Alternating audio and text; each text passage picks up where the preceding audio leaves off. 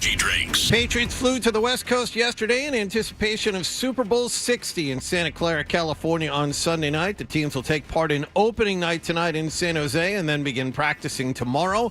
Our live broadcasts from Radio Row in San Francisco begin at 10 with Zolek and Bertrand here on 98.5 The Sports Hub. In other NFL news, the final two head coaching vacancies have apparently been filled. Arizona has settled on Rams offensive coordinator Mike LaFleur, and Las Vegas will apparently hire Seattle assistant Clint Kubiak after Sunday night's game. The Bruins submitted one of their worst losses in recent memory last night. They blew a 5-1 second period lead and lost to Tampa Bay 6-5 in a shootout outdoors at Raymond James Stadium. Morgan Geekie scored twice to help the Bruins build the lead, but then they took 7 consecutive minor penalties in the second, allowed 3 consecutive power play goals, and lost when Jake Gensel beat Jeremy Swayman in the shootout. A bad night at the office for Charlie McAvoy. Oh, man, that hurts. It hurts a lot. The way that we lost it is just brutal. I mean, spent half the game in the penalty box. The Bruins' final game before the Olympic break on the road against Florida on Wednesday night. Celtics got 30 points from Jaylen Brown. They beat Milwaukee 107-79 at TD Garden. The Green have tonight off. They open up a back-to-back in Texas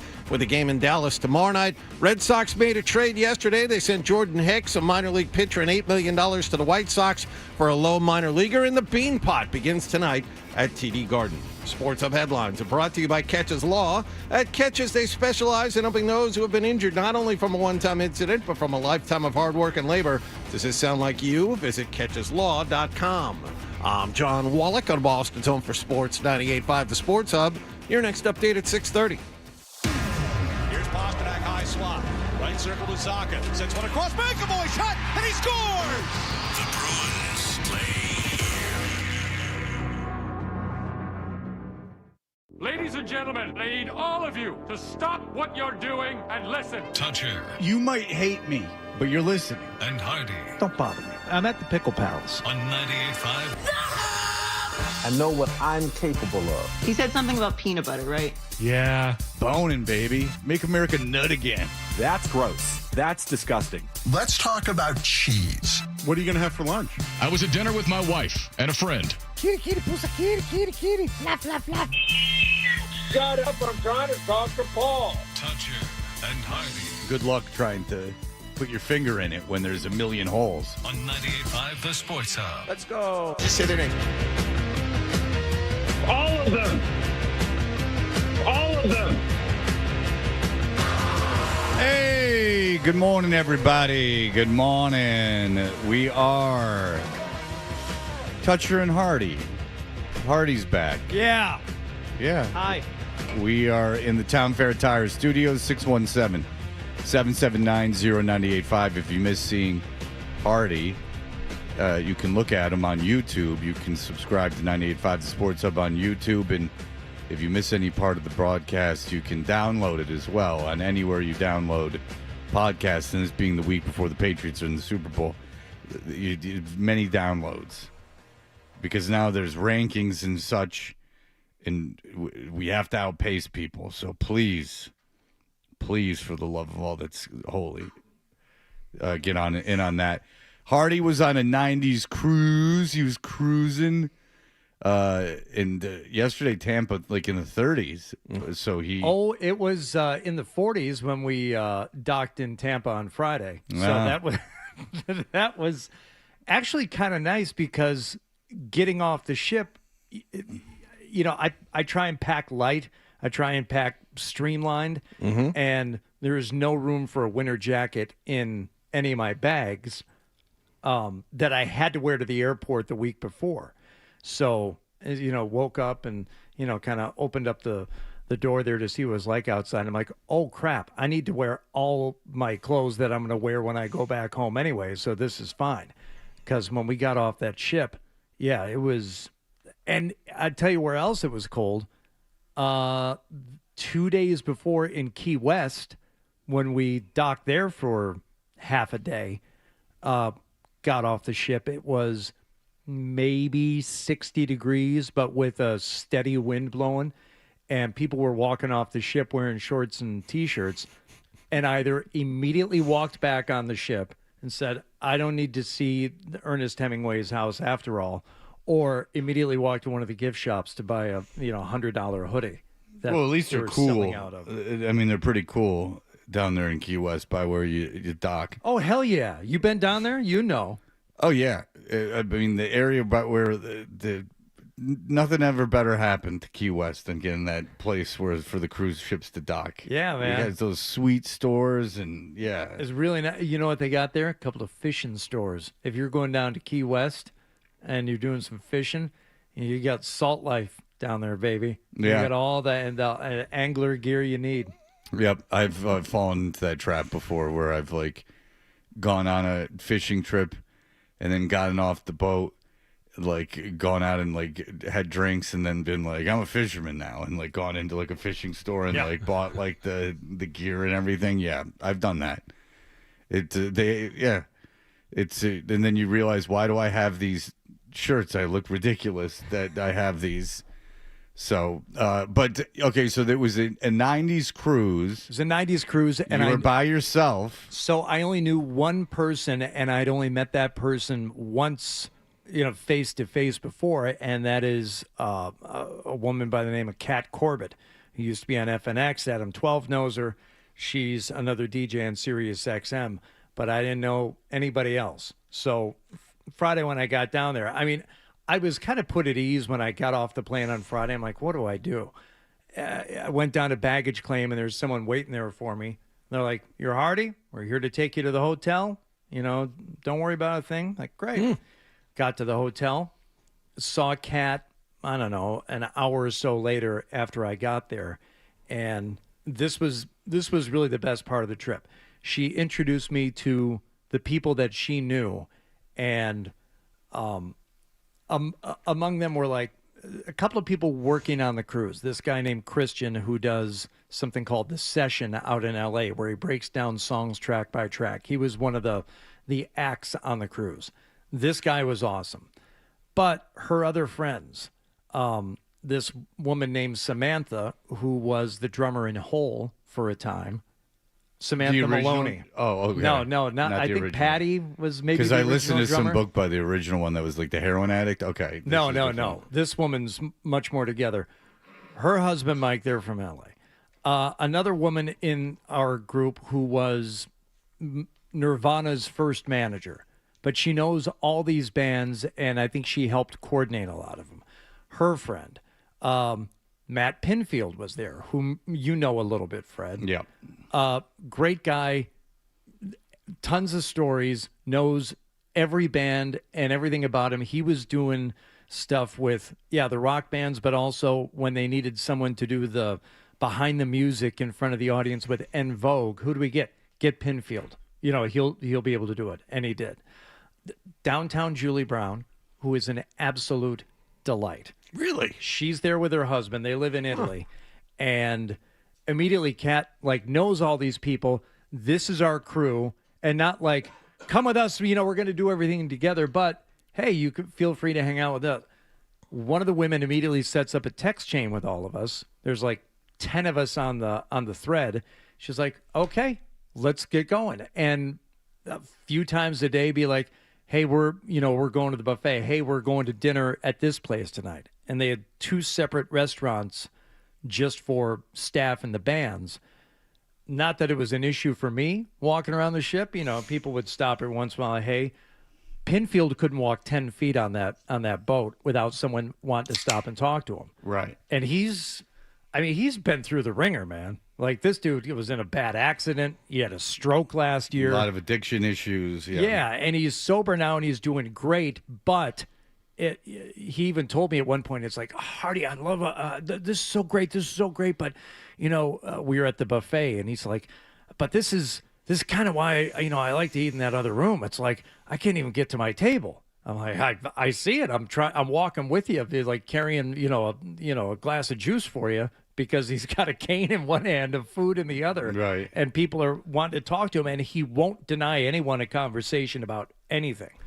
So that part of it was great, just getting in with that group of people. The bands, I got to say, they were, for the most part, better than I remember them seeing before, because now they get it. They understand like what it takes, especially in this, venue, to please the crowd.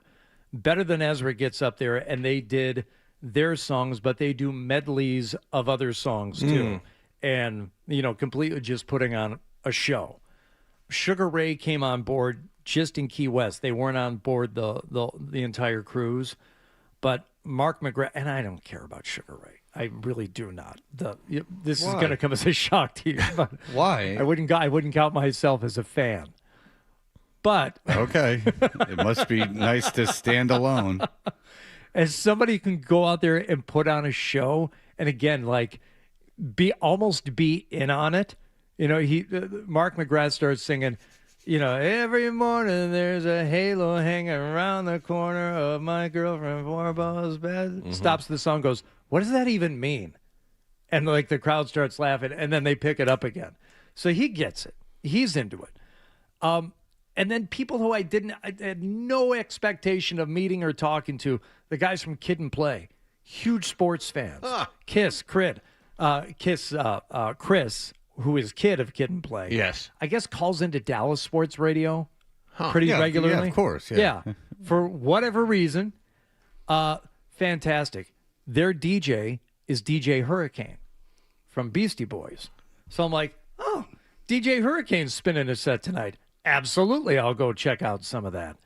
The guys in Sponge were fantastic. Vinny swears he remembers meeting me.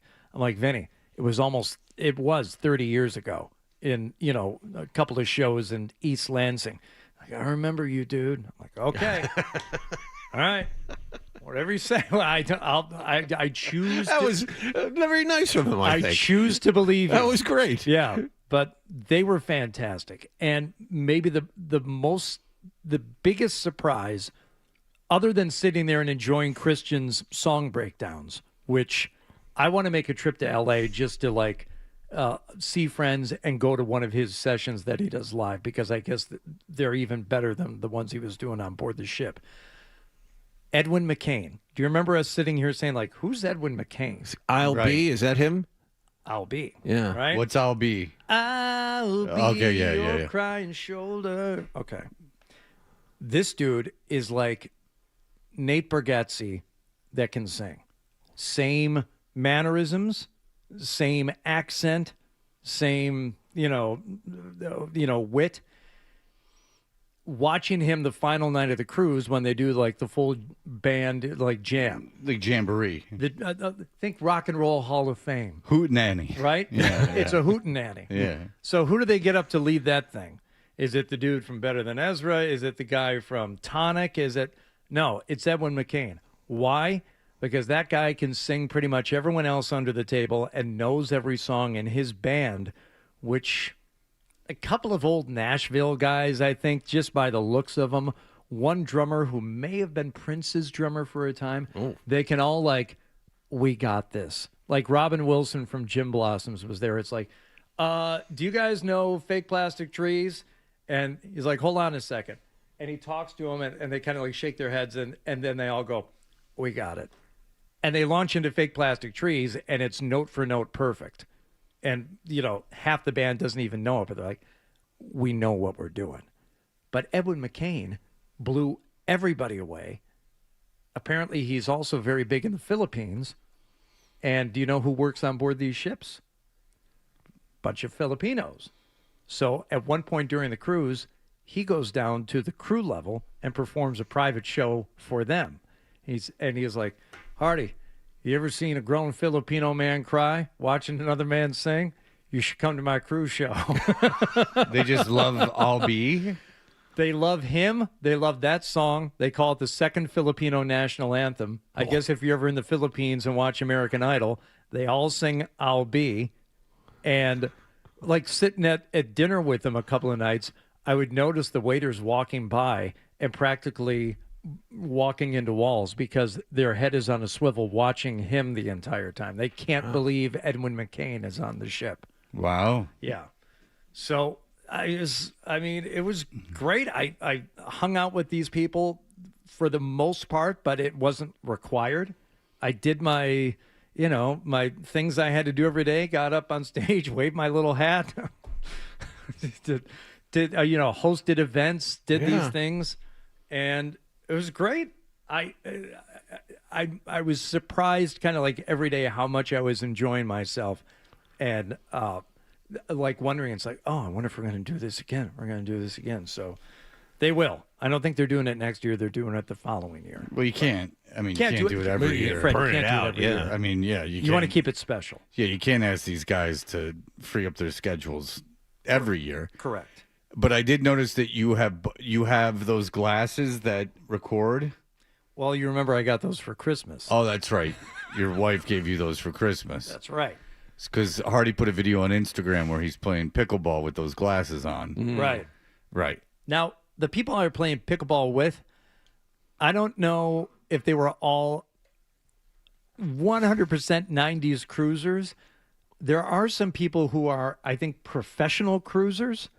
And if a certain themed cruise doesn't sell out, maybe they go to their go-tos and they say, hey, you want a spot on this one too? We see that you're scheduled for the one before and the one after. So why don't you just stay on board the ship? And there were a handful of those people too. One guy who was going to be on the Comic-Con cruise, which was coming up after hours. Yeah. He was all excited to tell me that he bought the drink package for the 90s cruise, but not the Comic-Con cruise.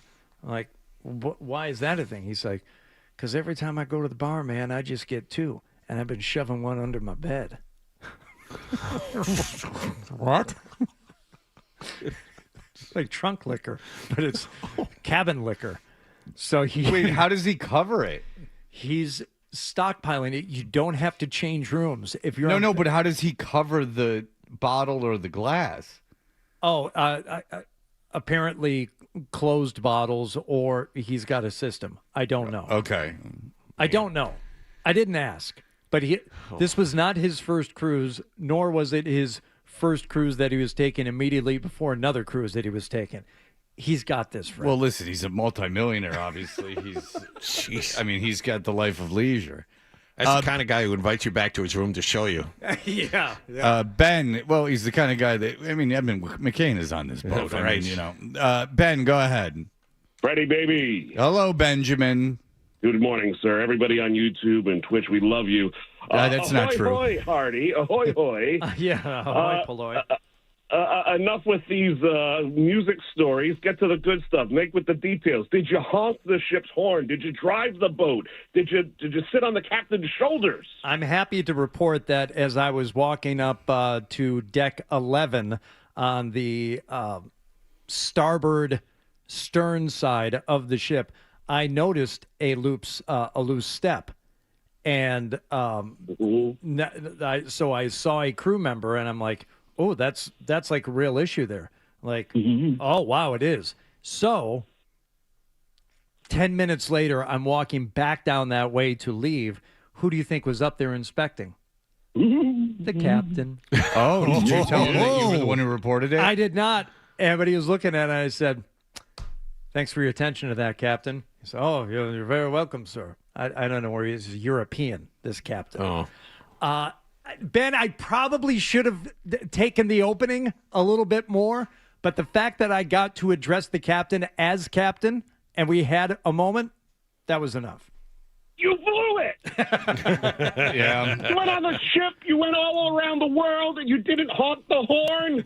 They went all around the world. That is true. But they went to the tip of Florida and over a few miles. We went to Nassau, and let me tell you, that market that you can walk through in Nassau, it's like going to a bazaar in Istanbul. The sights and the sounds and the scents and the spices. Never in my life have I seen anything like that. Yeah, I mean, it's a real outpost. Thank you, Benjamin. Well, listen, I'm glad you had a good time. It was fantastic.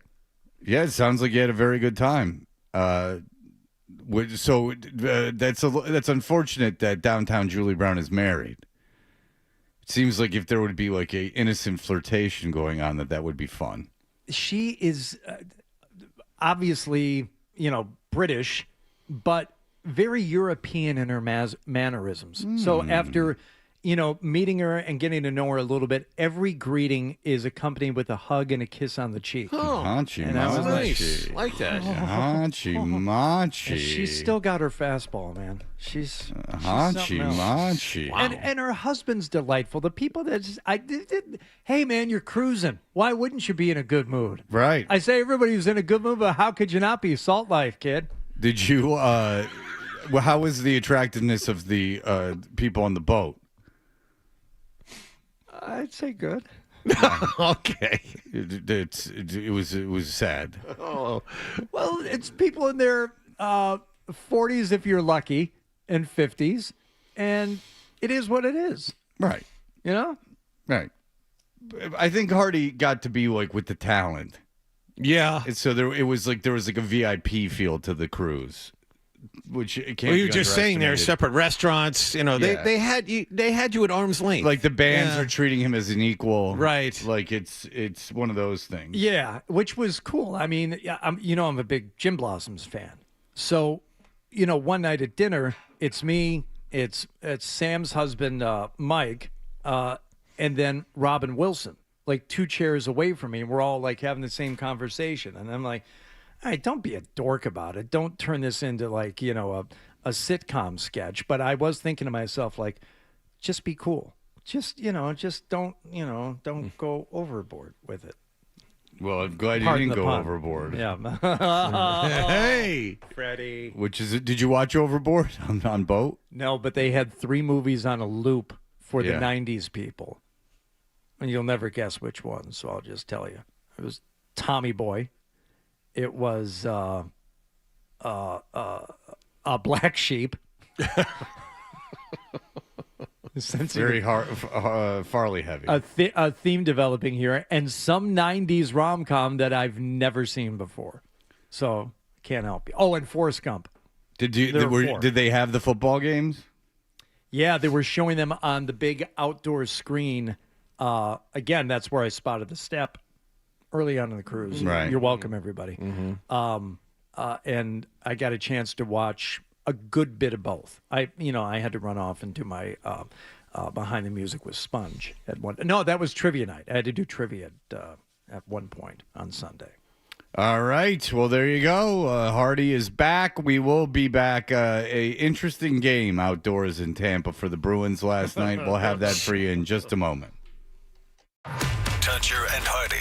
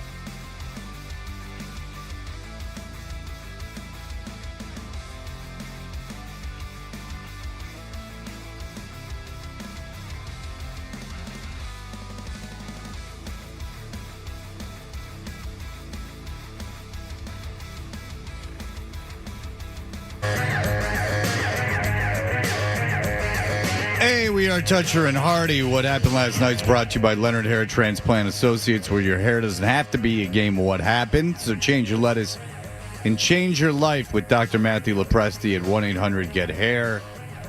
Hardy, what? That is right. Hardy does this. Hardy, a beautiful, cool game. I mean, the Have pageantry. you ever seen anything like this?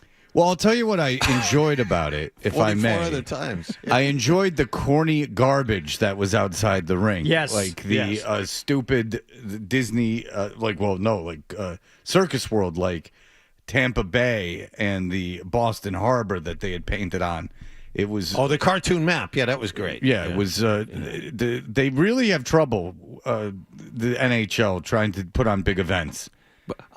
They said this was the 45th outdoor game.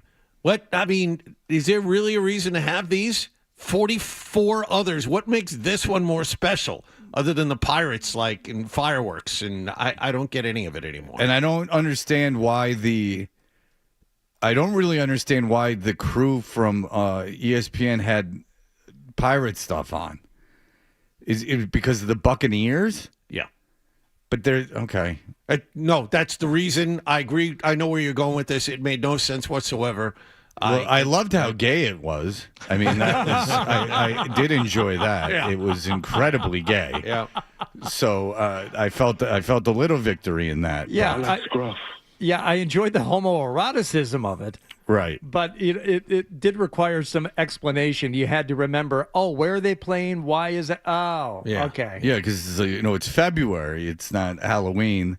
And even in Halloween, this would be extraordinarily gay. But they were having, I guess that's fun. Yeah. It's one of those things, if the producer asks you to do it, you're like, no. Maybe we rethink I don't think this is a good idea for anyone. All right. But the game did happen. The game did happen. The Lightning would strike first. Hagel got on the board. Alex Steves would knot it at one. And then Morgan Geekie with his big night started this way. As here's a chance they score.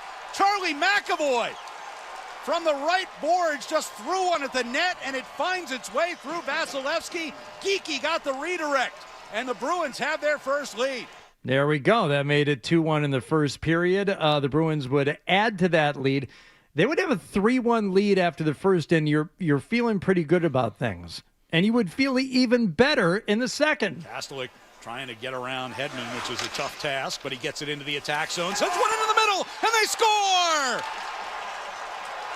And the Bruins make it 4-1, and it's Matty Patra.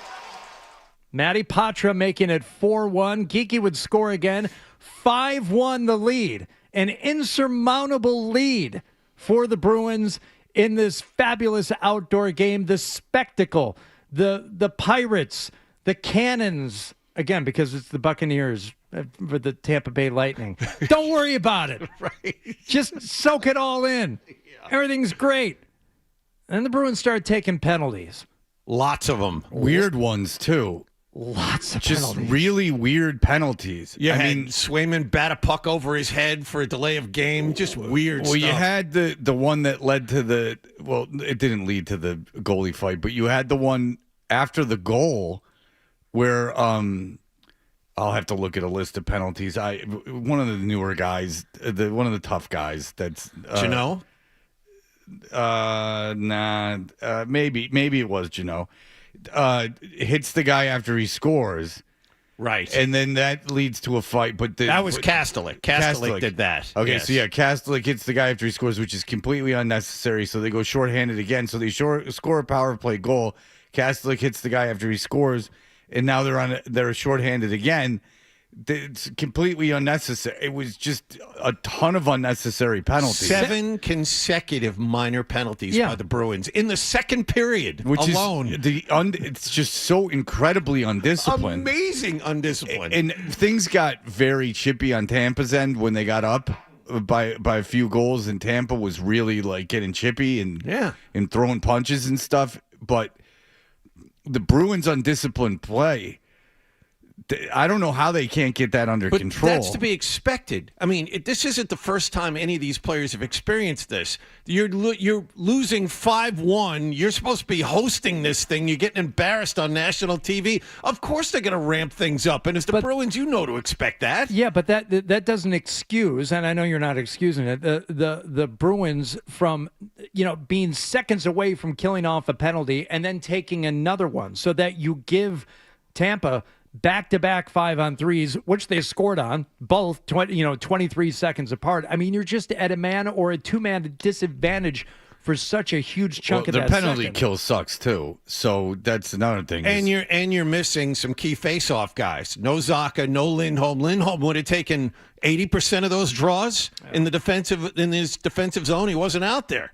So you have Kastelik taking these big face-offs. And look, Tampa has incredible offensive talent, and I saw a stat. They had 11 minutes of offensive zone time in the second period alone. 11 minutes! And they had 3 consecutive power plays, 2 5-on-3s and a 5-on-4. It's ridiculous. You can't. I mean, I felt bad for Swayman. I mean, he was busy for a long time. Well, I mean, they were fortunate to get a point out of it. So, I mean, my God, at least they were up 5-1. That's the way I looked at it. Is at least, I mean, you can look at they were up that they lost in overtime, but at least they got up 5-1 because they did everything in their power to lose that game. At least they got a point out of it. Well, you say Swayman was busy. Yeah, he's busy throwing the hooks. Kucherov will get the pass from Gensel. Winds and fires from the high slot. Save made by Swayman. And then Swayman's going to get into it. After he got it. Someone took a shot at him after he made that save and had possession, and Swayman went diving out. Here comes Vasilevsky out to center ice. Swayman's going to shake off the referees. They're going to square off. Swayman and Vasilevsky. They take the masks off. Right out at center ice. They grab a hold of each other. Swayman a little off balance. Vasilevsky throws a right. Swayman lands a right. They wrestle. Linesman trying to pull them apart and will. So what was cool about that was that when Swayman skated out to fight, his stick was caught in one of his pads, and it looked like a pirate's sword. It was hanging off his hip. That was like some WWE stuff. That was just, we're on TV, we're outdoors, let's do this. I mean, they were laughing. I was going to say, what tipped you off the fact that they were smiling and laughing and patting each other on the back afterwards? This wasn't Vernon going at that. Was it Vernon or Osgood? It was both. But this wasn't Colorado, Detroit, where there was a real malice behind it. The Osgood and Waugh was, I think, the bigger Osgood one. and Waugh that was the retribution for the Draper hit. Yeah, I was showing that to someone last night during the game. I'm like, because the person said this is like the WWE, and I'm like, you want to see a real one, a real goalie and fight? You want to see like a fight where like there were like horrible intentions, right? And then that was that crazy ass melee the year after Forsberg had crippled Draper, and my favorite, not Forsberg, Lemieux. Lemieux had crippled Draper, and then Lemieux turtled on McCarty, and McCarty wouldn't stop hitting them. That's your version of Ulf Samuelsson, Cam Neely, it sounds like. So, yeah. This is that fight, that Donnybrook against Colorado, between Colorado and Detroit, is the most famous fight in NHL history. There's literally no doubt about it.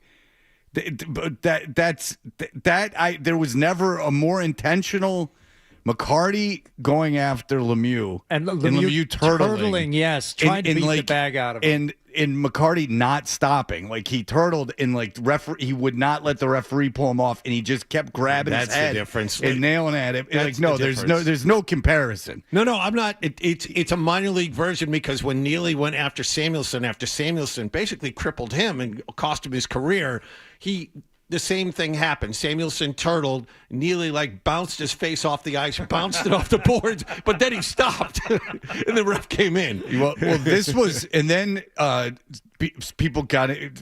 People were trying to skate in to help Lemieux, and the first guy that skated in, I can't remember who. Maybe Larionov was the first one to get into it, but someone skated out of nowhere and just cross-checked the guy in the head, and just nailed him. So you're not getting within 5 feet of this thing.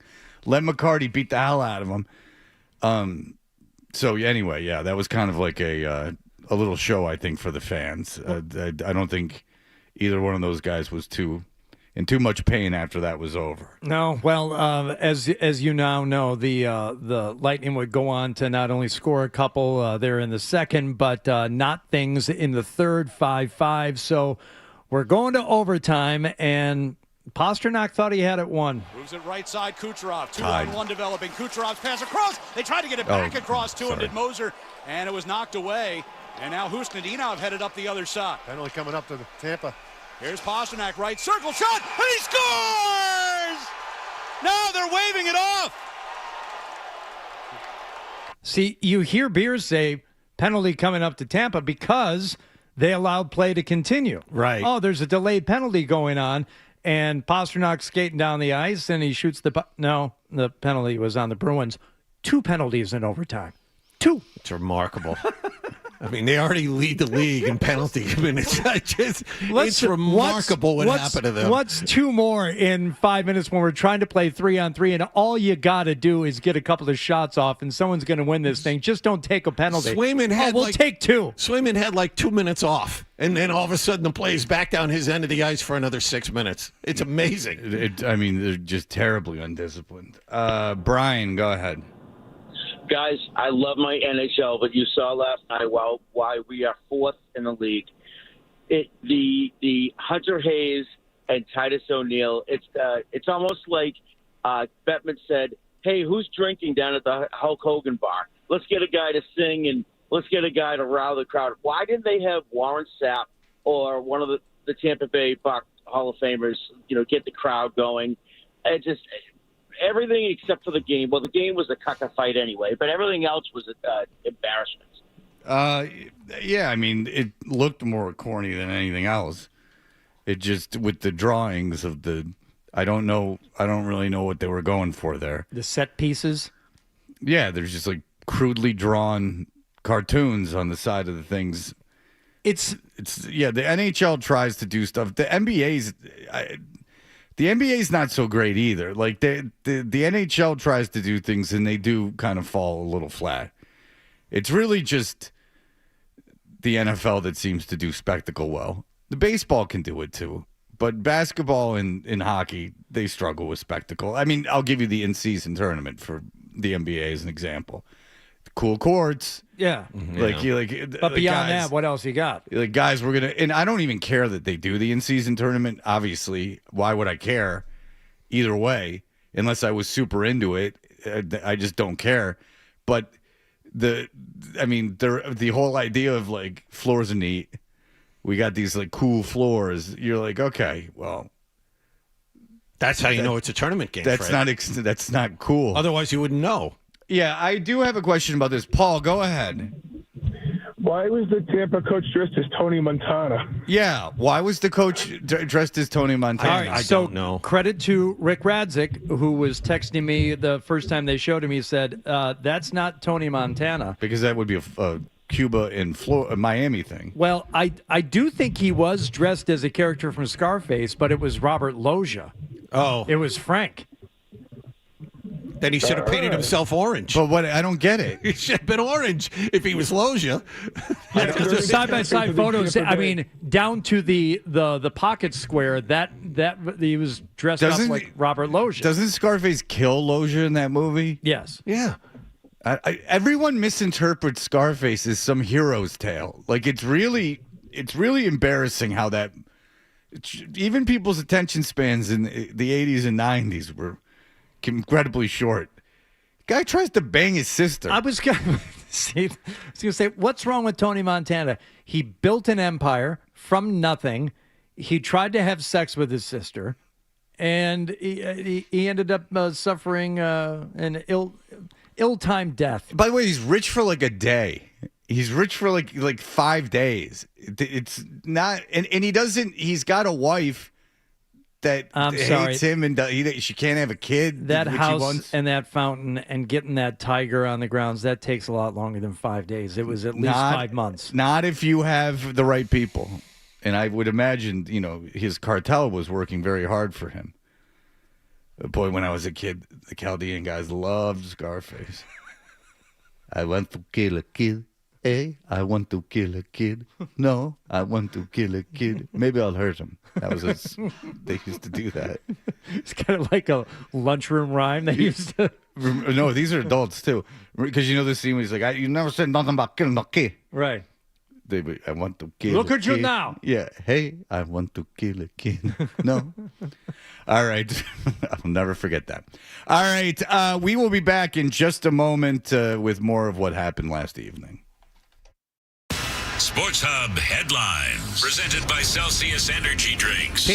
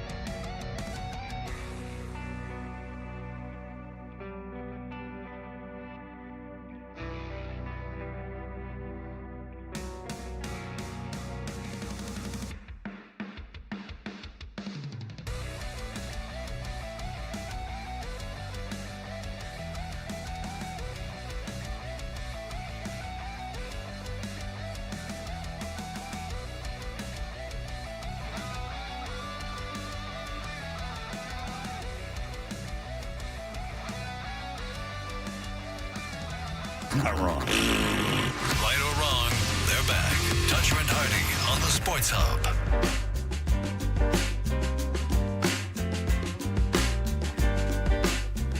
Hey, we are Toucher and Hardy. There is an email. We were talking about how misinterpreted that Scarface is. I don't think Oliver Stone made it as like a hero's tale. I think he made it as a tragedy. George in Italy says there is a problem with that moron on the Patriots doing the shtick about Warriors come out and play. He says the gang lost at the end of the fight at the beach in Brooklyn.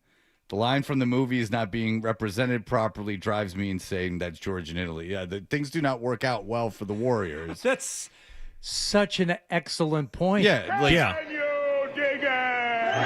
Well, they do win in the end, though. I mean, they get their asses kicked, but then the bigger gang comes in and says, "Hey, we figured out you guys didn't do this murder," and they beat down the Rogues, which is the guy that says Warriors come out to play.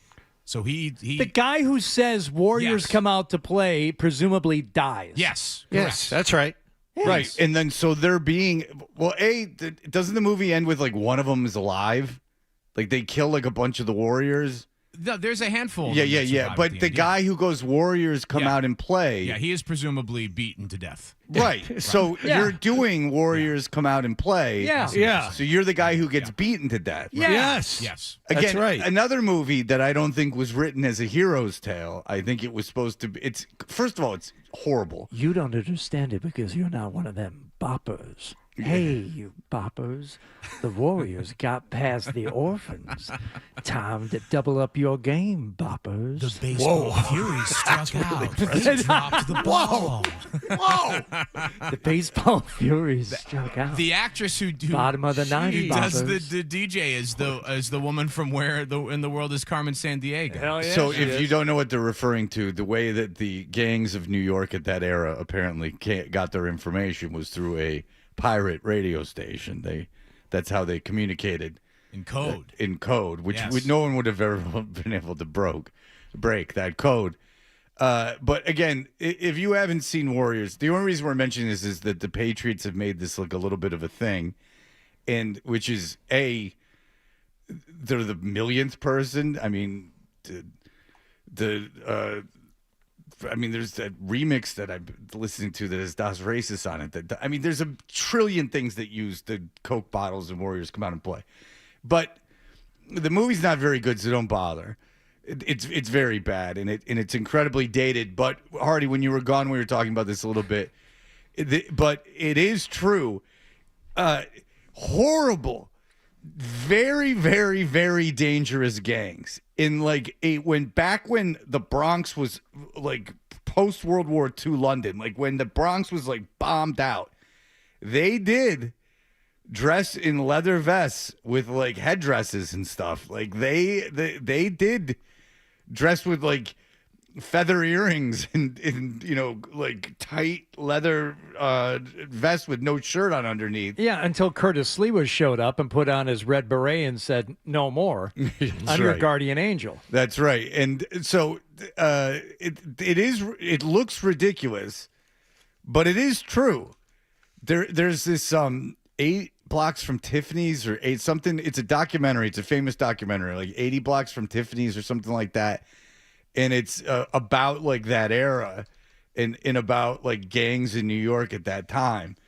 And they're ridiculous. Like they're ridiculous. Now they're incredibly violent. Right. And incredibly impoverished. And they would scare the living hell out of me. But here we are, 45 years later.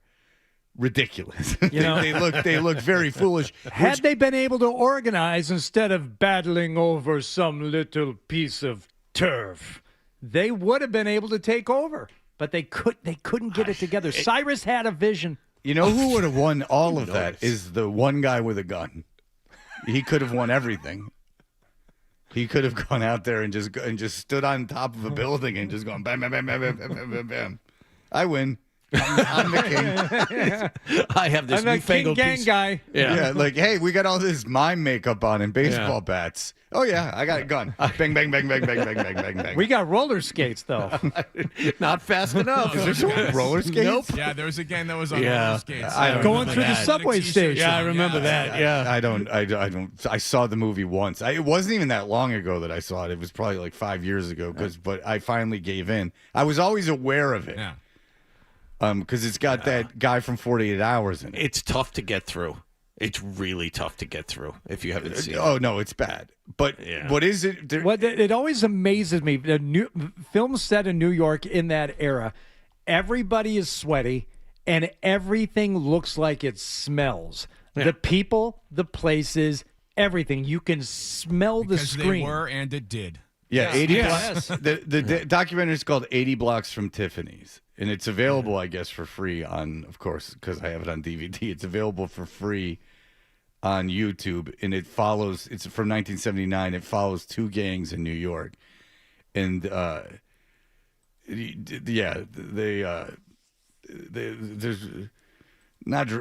dress very strange. Yeah. By the way, the Celtics blew out the Bucks 107-79, and everyone's just waiting to see if Giannis gets traded before Thursday.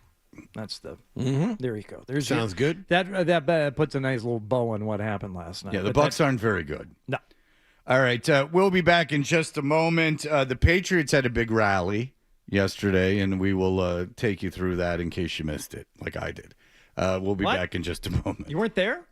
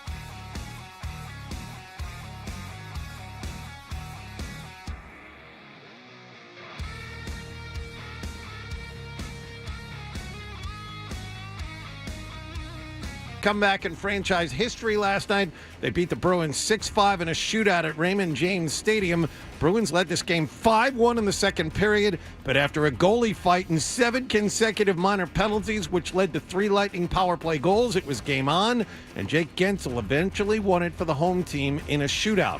Bruins' final game before the Olympic break is Wednesday night on the road against the Florida Panthers.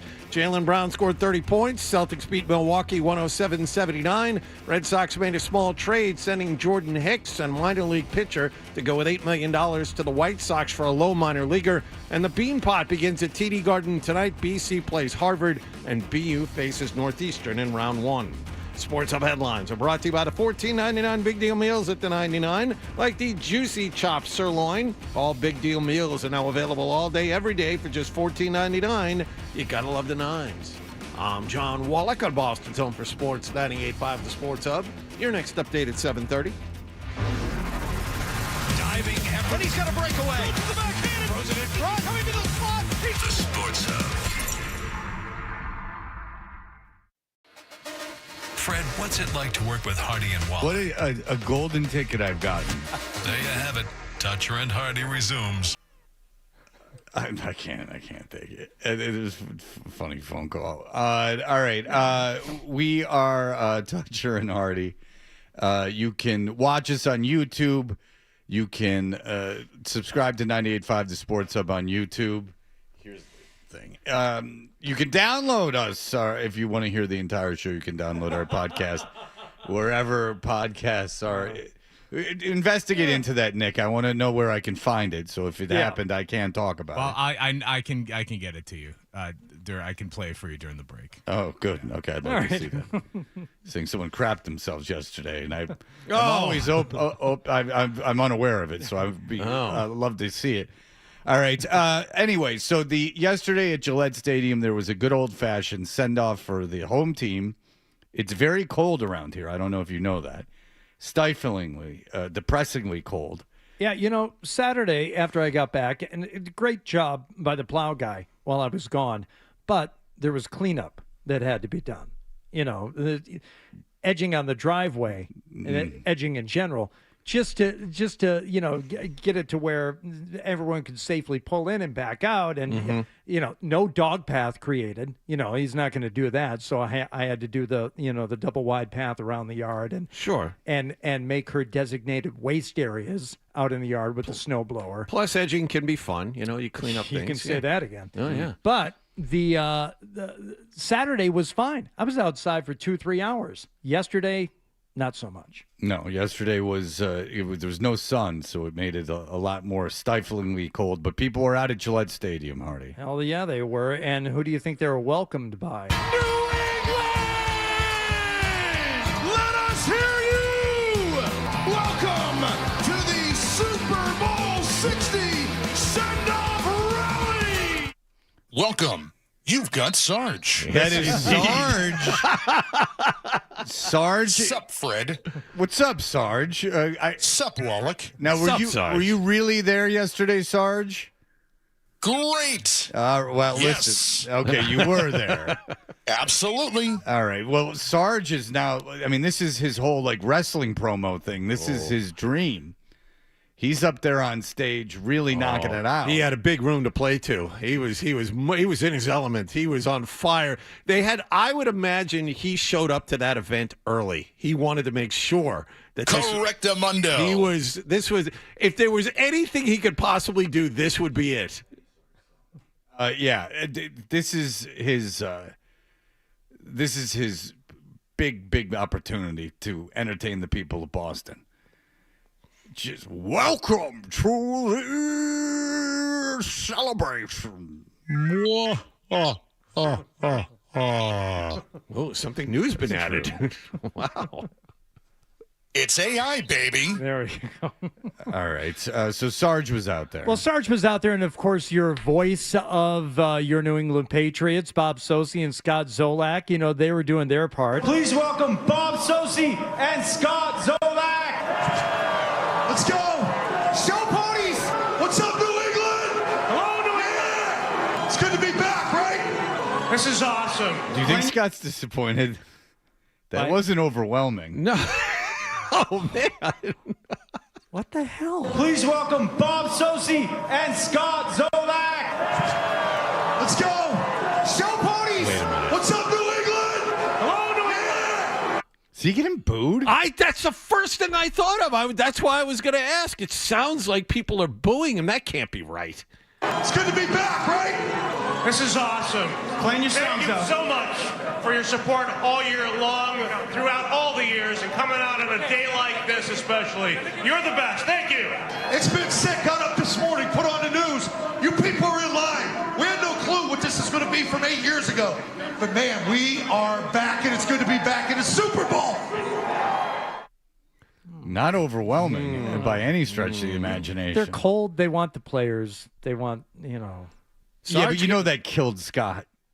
Sarge got a bigger pop than he did? Yeah, I would imagine. Well, I mean, Sarge is a song though. Yes. A song maestro. I mean, I don't know. Sarge, Subzo. Sarge, Subzo. That's right. That's the dry version.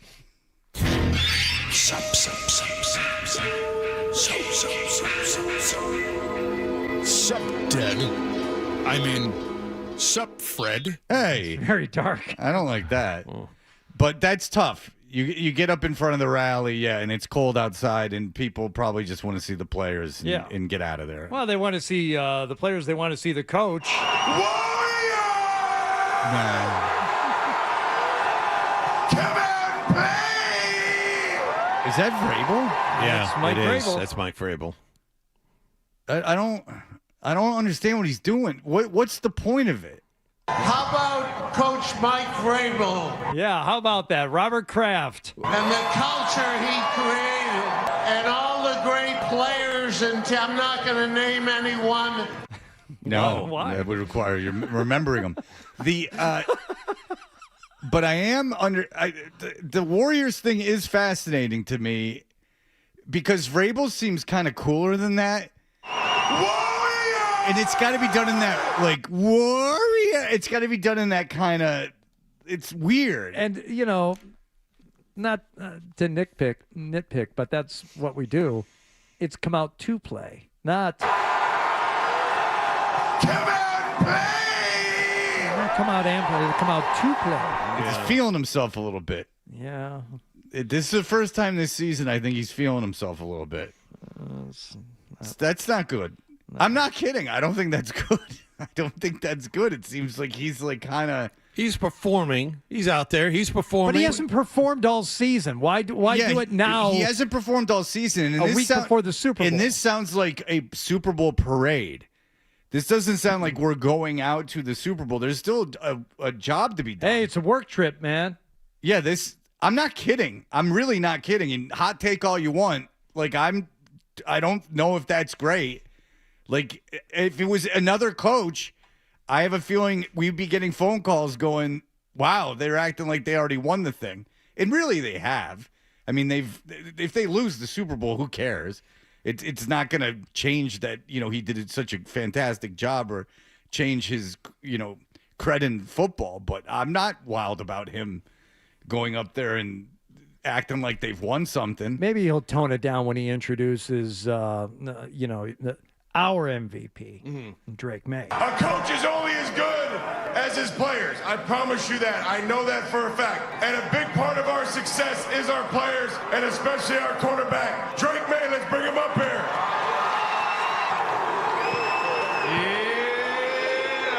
Yeah, he got it out of the way early. You know what? Based on that crowd noise, I don't think Zoe and Sosi were getting booed necessarily. It's kind of a strange crowd noise. Yeah, and because if anyone was going to get a lot of cheers, it was obviously May. Tom, go ahead. I got to tell you, Freddie, this is a little let's go goose, this Warriors stuff. Thank you. Yes, it is. That's an excellent point because it's, how he goes, let's go goose, like that. Like, it's that, like, warrior. Like, you know what I'm saying? Like that sing-songy thing. It's a lot. It's not great. You're absolutely right. I'm glad that someone else is feeling that as well. Call it like I see it. Yeah, thank you. Jason, go ahead. Yeah, Fred, was after the game when they showed like the shorts in the locker room after the AFC Championship, Vrabel did the same thing. He did that, and as soon as it happened, I'm like, these guys are partying like they already won the Super Bowl. I got like a bad feeling about it also. Yeah, I'm not kidding. I mean, look, it's not a prognostication on the game. I mean, I don't think they're going to win the Super Bowl anyway, but like, it doesn't matter. It just does have a vibe of like a celebration, which I'm not sure you want to do before you have another game to play. And in fact, if Seattle was doing that and we were playing the audio of it, I'd say the same thing. I would say, and I think that we'd get calls by saying, oh, wow, it's acting like they've already won something. It does. It's like, I know it's a celebration to send people off. And you play to the crowd and everything like, hey, guys, thanks for coming out, like, da-da-da. But there it seems to be like a cockiness. And it's not like there's a huge difference in the expectations between Seattle and New England. I mean, I'm sure there were more Seattle fans who thought they had a chance of making it this far than there are Patriots fans, but not a ton. I mean, based on what they had. It was long odds for both teams comparatively. Now, less for Seattle, but I think it was, what was it, 1-600 and 1-800 or something like that? I thought it was 60 and 80, but what? I'm sorry, 60 and 80. Yeah. I'm adding a zero, but yeah, it's 60 and 80. Yeah. So, Seattle, if you think about it, no one was really sure if Darnold was a product of great players around him in Minnesota or not. There were a lot of questions when so in that regard, the quarterbacks are similar. No one knew really what to expect from Drake May. No one knew what to expect from Darnold, and both have been really, really good all year. May even better than Darnold. And it's interesting because, Seattle didn't make the playoffs last year either. They had a winning record, but they didn't make the playoffs. Riz, go ahead. First and foremost, you already know, shout out to the Twitch fam. My boy Wallace looking all good as usual. Welcome back, Hardy in the building. My boy Freddie, where the white woman at, man? I know how you do, Playboy. But real reason why I called, man, that Warrior stuff needs to stop. It's so whack. It's so corny. Like I didn't even watch the rally. Actually, I'm lying. I watched 2 seconds of it on YouTube. Some white dudes were singing some Boston band. I don't know what. Click, time to turn that off. But enough of the Warriors, man. Like, that joint is so 45 years old. Like, just stop. Just play the game, and that's it, fellas. It seems a little forced. It's only beginning. I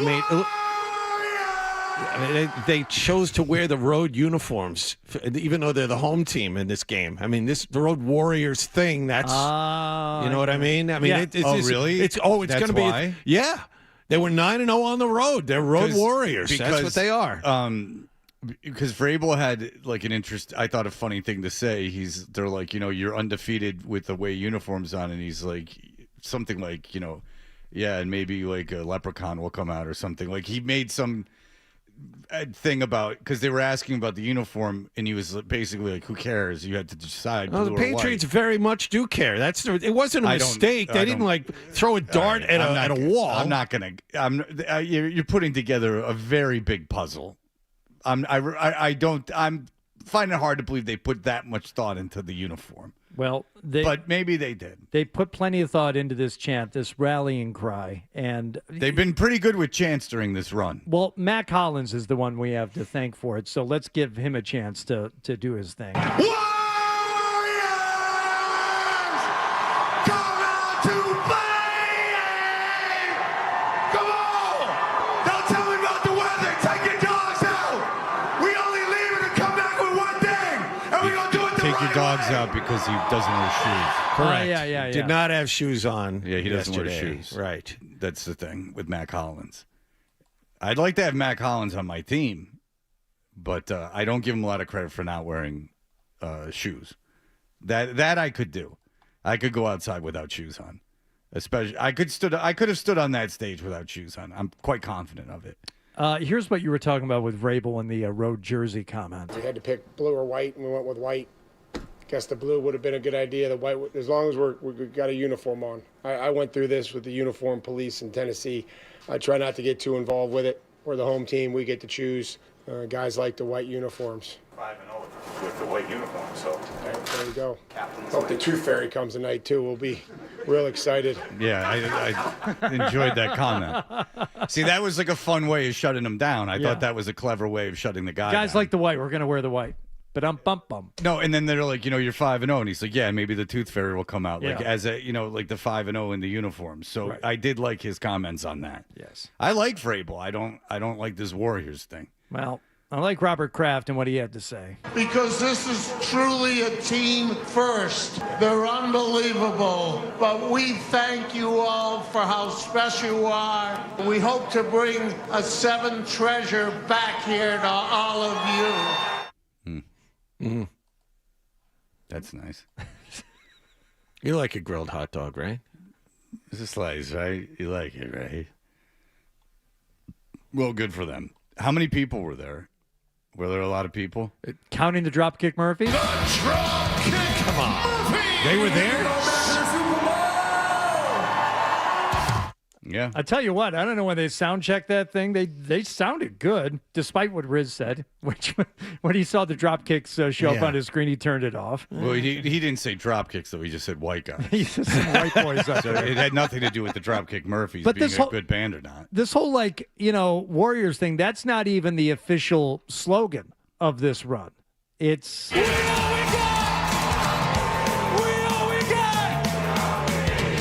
See, it's we all we got, we all we need. That's fine if you want a slogan, and if they've been using it all year, that's fine. It doesn't have that intonation. Do you have the "Let's Go Goose" thing by any chance? Let's go, Goose. You want the whole clip? His hand hovering over the button for the entire break here. Yeah, like Look at that. Like, well, it's too much to ask because, like, if a guy goes, it's like "Let's Go Goose." It's hard to. It's millions of clips, but like, so play Warriors if you have it. And now play "Let's Go Goose." Give me a moment. Oh, what happened? Yeah, see, there you go. Man. Hold on. I had it. Okay, all right. Play that again, please, Hardy. All right.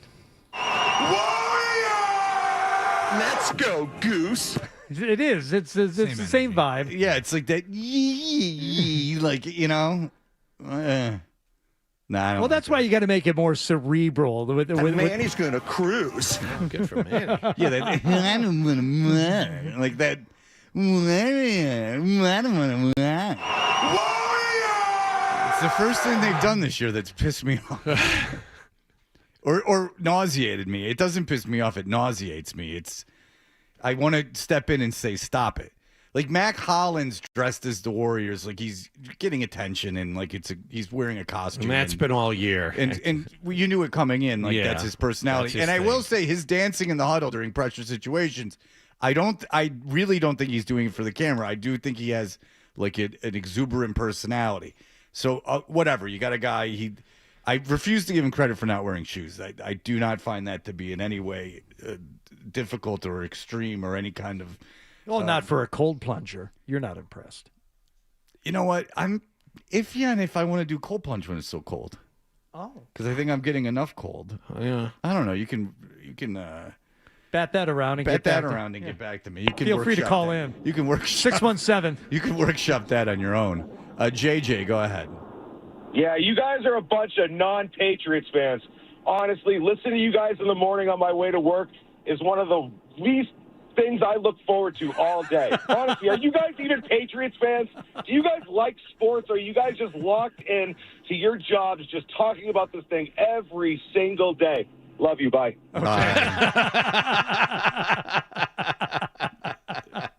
It is true. I can't imagine. I have to feel that some people are on our side with this. It's not good. Not good. So let's hear it for your NFC champion, New England Patriots. Cheer them on as they make their way to Santa Clara. One more time. We all we got. You go, Sarge. Sarge? You go. He's good. He's good. Very good. There's nothing wrong with the way Sarge handled that. He's like a big wrestling guy. Like that's what you do. He's hyping up the crowd. Did Sarge GPT answer all your questions? You exceeded my expectations, Sarge. Sarge GPT signing off. Oh, leave on the W. Well, it's a mic drop moment. Well, listen, it's not every day you give Sarge credit, so there you go. All right, we'll be back in just a moment. Jay King was the first time I read about the mixed feelings that Tatum is having or the indecision that Tatum is having about coming back this season. So why not have Jay King on? We will, and we will have him on in just a moment. You're listening to Toucher and Hardy on the Sports Hub. Soccer fan.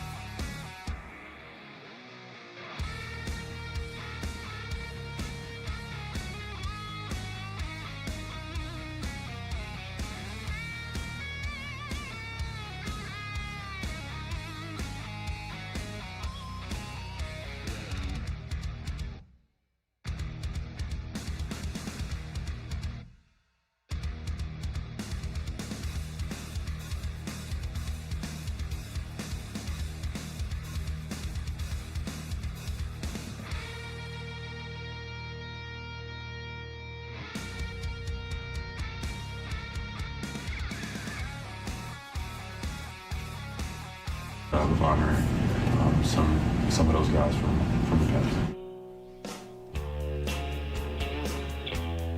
All right, we are waiting on Jay King. What? Who covers the Celtics for The Athletic.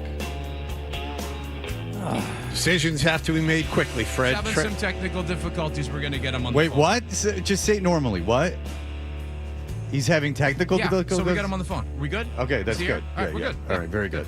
Okay, here we go. Jay King, hello. How are you guys? Good. How are you doing? Doing great. All right. Congratulations on your reporting on the Jason Tatum situation. Very interesting. Take us through what's going on with Jason Tatum right now. Yeah, so he's still progressing well from all that's been said. To me, I think the biggest thing is that there's still a mental hurdle there. Like he's getting closer physically, and now he's starting to think about a return more realistically. You know, when he was talking before the season, I want to come back. I want to aim for a return this season. It's all a dream. And now he's getting close enough where I think he's thinking more about the actuality of a return. And I think there's just a mental hurdle that he's going to have to clear, that he's probably not himself right now. And he's got to get back to feeling more like that before he comes back. What does the team want, in your opinion? I think the team wants just whatever's best for him. I think that's genuine. If he's ready to come back, then great. But also, you don't want to risk anything with him. Like, obviously, an Achilles tear is a huge, huge injury, and you don't want to jeopardize anything in his future. He is your crown jewel, and you want to make sure that you're prioritizing his future rather than the right now, even though the right now is promising. Like, the Celtics have been good. They've looked like an Eastern Conference contender even without Jason Tatum. If you add him to the mix, like, that's really, really interesting. However, like, there's going to be time to compete in the future too, and it's all about him first. Okay, so is the fact that they're this good this season, this surprisingly good this season, affect him mentally in a way that he's not sure how his being on minute restrictions or his, not being able to play every day, like how that's going to affect the team, or is that not in the formula? I think the stakes are just higher now. You know, if they were 500, you're coming back, and there's not as much pressure. There's nothing to worry about. You know, you can come back and you're not impacting a team that could make a deep playoff run. But right now, realistically, like, when he comes back, they're going to be ramping up for the playoffs if he does come back. And he'll be reintegrating himself to a team that's right now, second place in the Eastern Conference. And he'll be, thrown not right into the playoffs, but he'll have a little bit of time. He'll probably still be limited physically when the playoffs come. And there's just a lot to think about.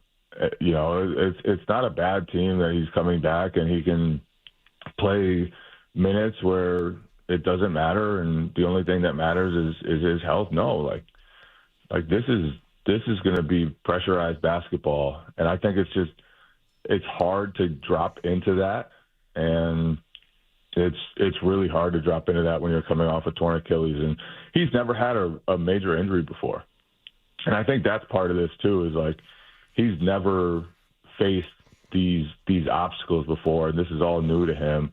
And I think there's just a lot that goes into coming back from an injury, and it's not just the physical side of things. And so I think he's dealing with all that right now, and hopefully he'll figure it all out and get back on the court and be back to help the Celtics, toward the end of the regular season and into the playoffs. Yeah, I think that's a huge component to it, Jay. And I didn't listen to the podcast where he said this, but I read your piece about it. And I wonder how much of this is just a result of him having all this time to think about it and being, kind of trapped with his own thoughts, shoot-arounds and workouts aside, all he's doing is sitting around and thinking about it. And since he hasn't had to go through this before, how much of this would be alleviated by him just coming back and playing, and then he realized, oh, there was no point in overthinking all of this. Once you start playing, then you don't think about it anymore.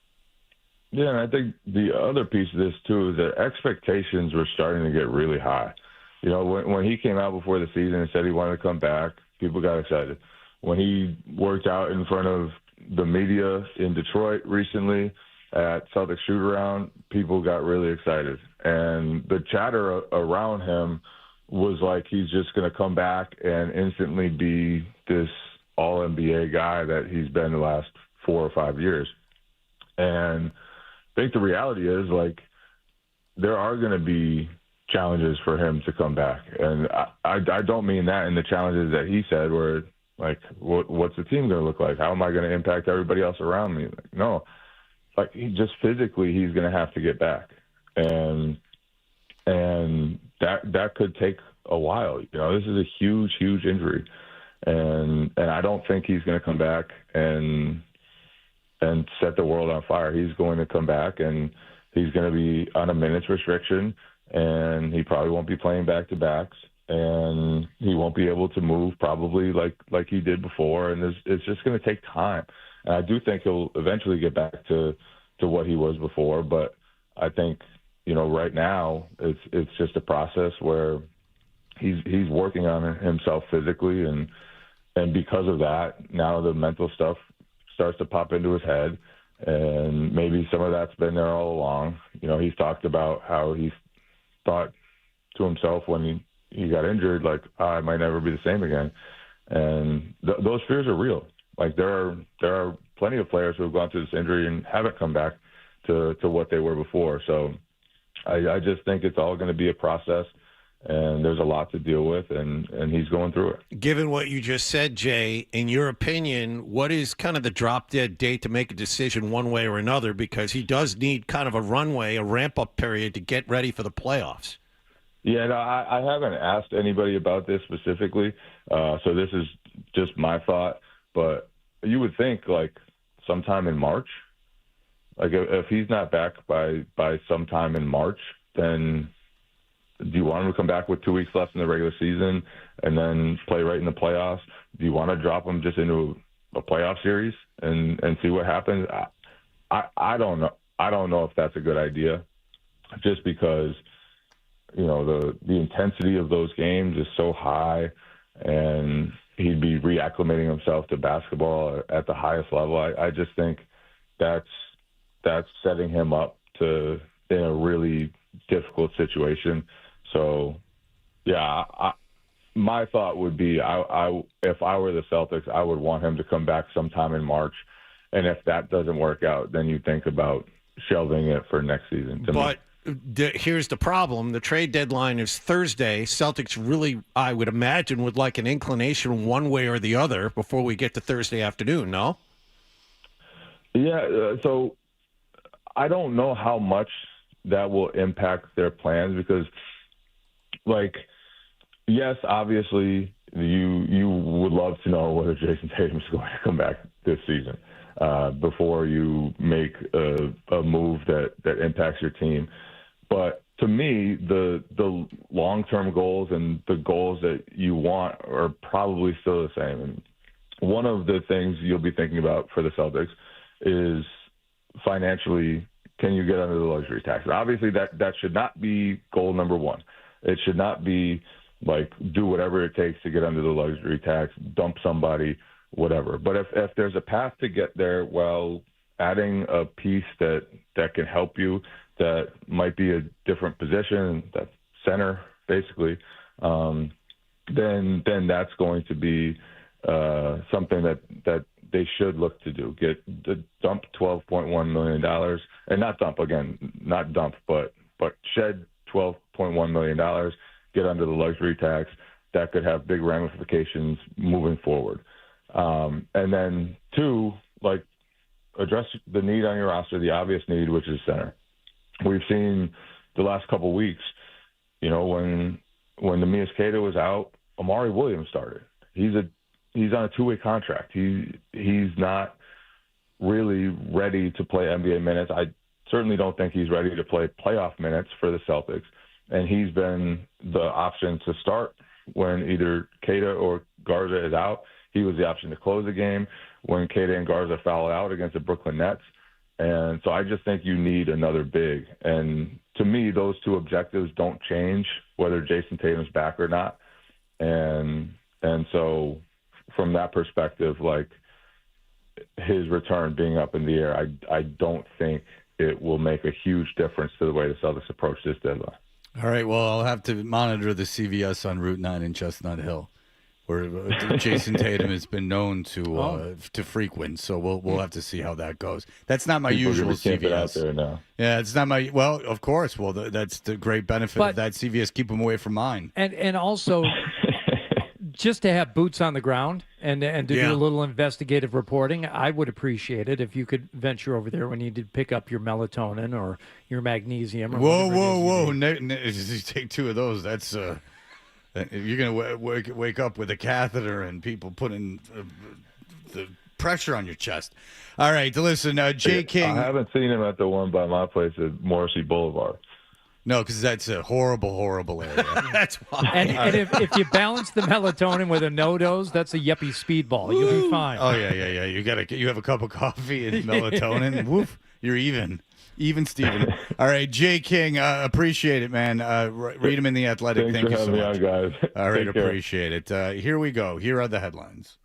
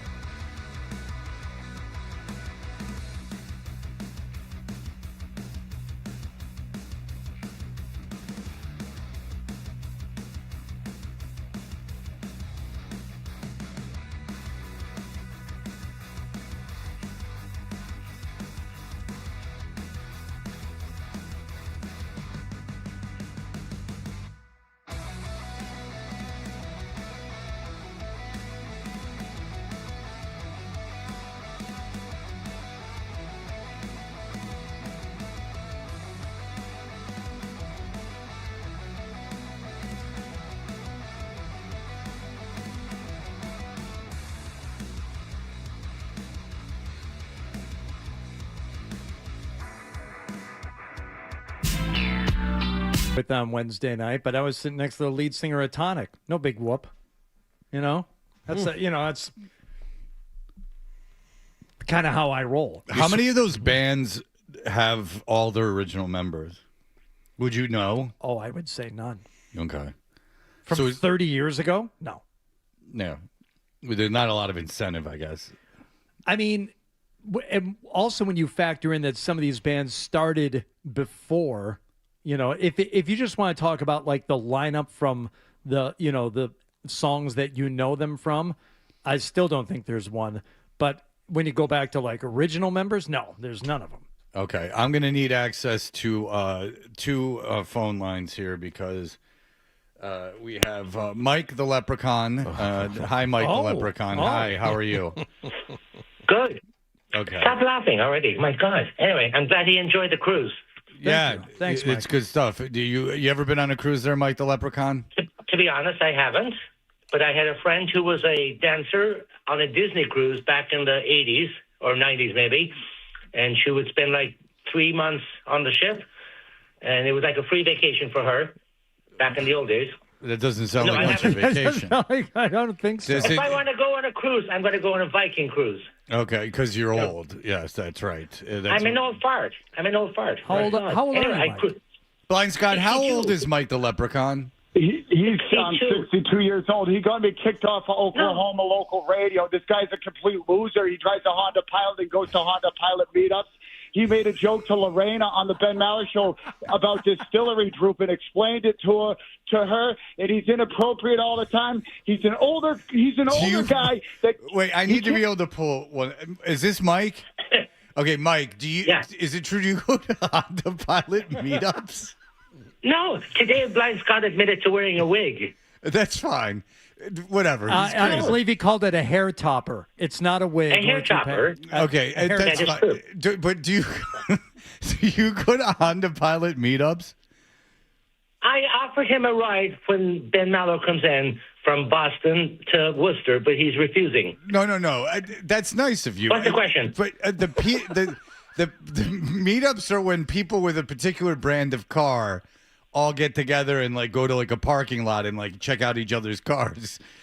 No. Okay. I've seen that. I've seen that for the antique cars. Anyway, I was in Well, that was why yesterday. the notion of the Honda Pilot would have been so funny. Blind My Scott, did you Honda just Pilot is a brand new. It's a fancy car. It's a nice car. Leprechaun is so broke. He's so broke he can't afford a hair transplant. He looks like Kevin Spacey, but worse. He puts coconut suntan all over his body. He's so cringe. Why is that bad? Why is it? Yeah. Why is he saying that's bad? And why does he say you put coconut suntan oil all over your body? How would he know that? Okay, I have no idea. But Blind Scott is very negative, and I'm a very positive person, and he can't deal with that. And that's too bad. Why does he just make stuff up about you? That's kind of crazy. He does. He makes stuff up about everybody. He picks fights with everybody. Anyway, I was at Gillette yesterday, and it was great fun. Yeah. Blind Scott, were you at Gillette yesterday? No, I would never go there. That was a loser festival. People like Mike the Leprechaun, dude, he's gaslighting me. He's making this up. Lorena and Justin Cooper will corroborate this with me. Yeah, that's true. Well, the two of them. We got to call them. Well, Mike the Leprechaun, I'm glad you had fun yesterday. Thank you so much. There you go. The great Mike the Leprechaun and Blind Scott. They have a good time. They have a good time, those two. I don't understand. I love the idea, though. I want the Honda Pilot meetup to be a thing. Yeah. I really want that to made exist. me, like, really laugh. If Blind Scott just made that up, that's pretty funny. He goes to Honda Pilot meetups. Oh, boy. Hold on. I'm Googling Honda Pilot meetup 2026 Massachusetts. That's just like... like a guy leaning with his elbow on the pilot, like in his left hand in the air, like all left seven palm. of them meet up in Ashland at the antique museum. But he's just something. he's like leaning on like Mike the Leprechaun just leaning on the car with both his palms in the air, like. Okay, you got a black one? In November of 2024, they held the 3rd annual Honda Odyssey and Pilot meetup at Sand Hollow OV Park in Hurricane, Utah. So it is a thing. You got to make a pilgrimage to that, though.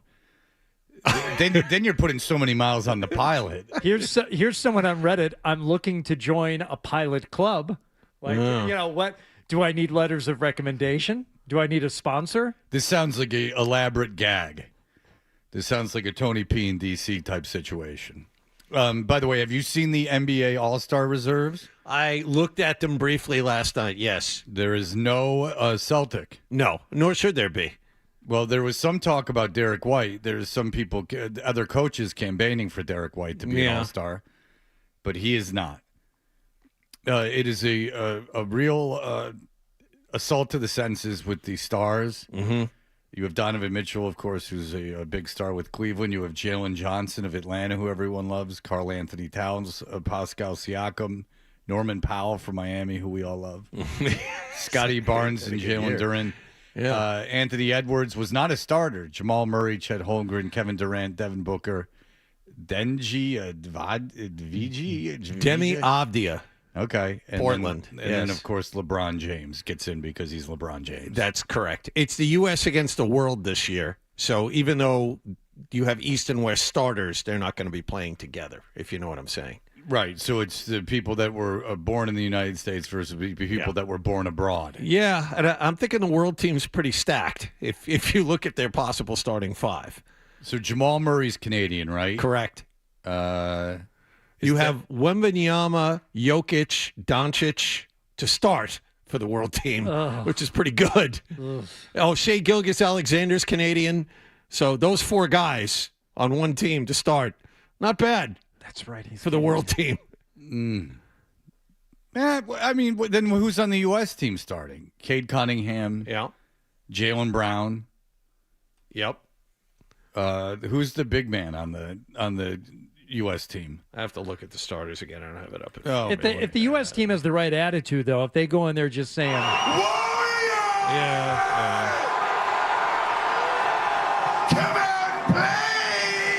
I think they'll be all right. So odd that Vrabel did that. He doesn't seem like that kind of guy. It's pretty odd that he did something that corny. Like he seems to kind of know what's not corny but maybe the crowd got him too excited. Maybe he's too caught up in everything that's going on. It seems like a lot. I'm not going to lie to you. It seems like a lot. It seems like they're celebrating winning already, which they have every right to. I mean, this shouldn't have happened by anyone's prognostications. And if they lose in the Super Bowl, it's not like that's some tremendous, defeat that they should hang their heads about. It just is. It just seems rather celebratory before there is a game to play. Yes, John. I'm looking at it. Brown's the tallest guy out of all the U.S. people who start. By the way, the fifth starter for the Western Conference to go with Jokic, Wembanyama, Doncic, and Shai Gilgeous-Alexander is Giannis. Oh, so that starting five, real tough to top. All right, you're correct. They are better. All right, we will take a break. Hardy was on his big cruise. We will come back, and he played a game with the staff and crew.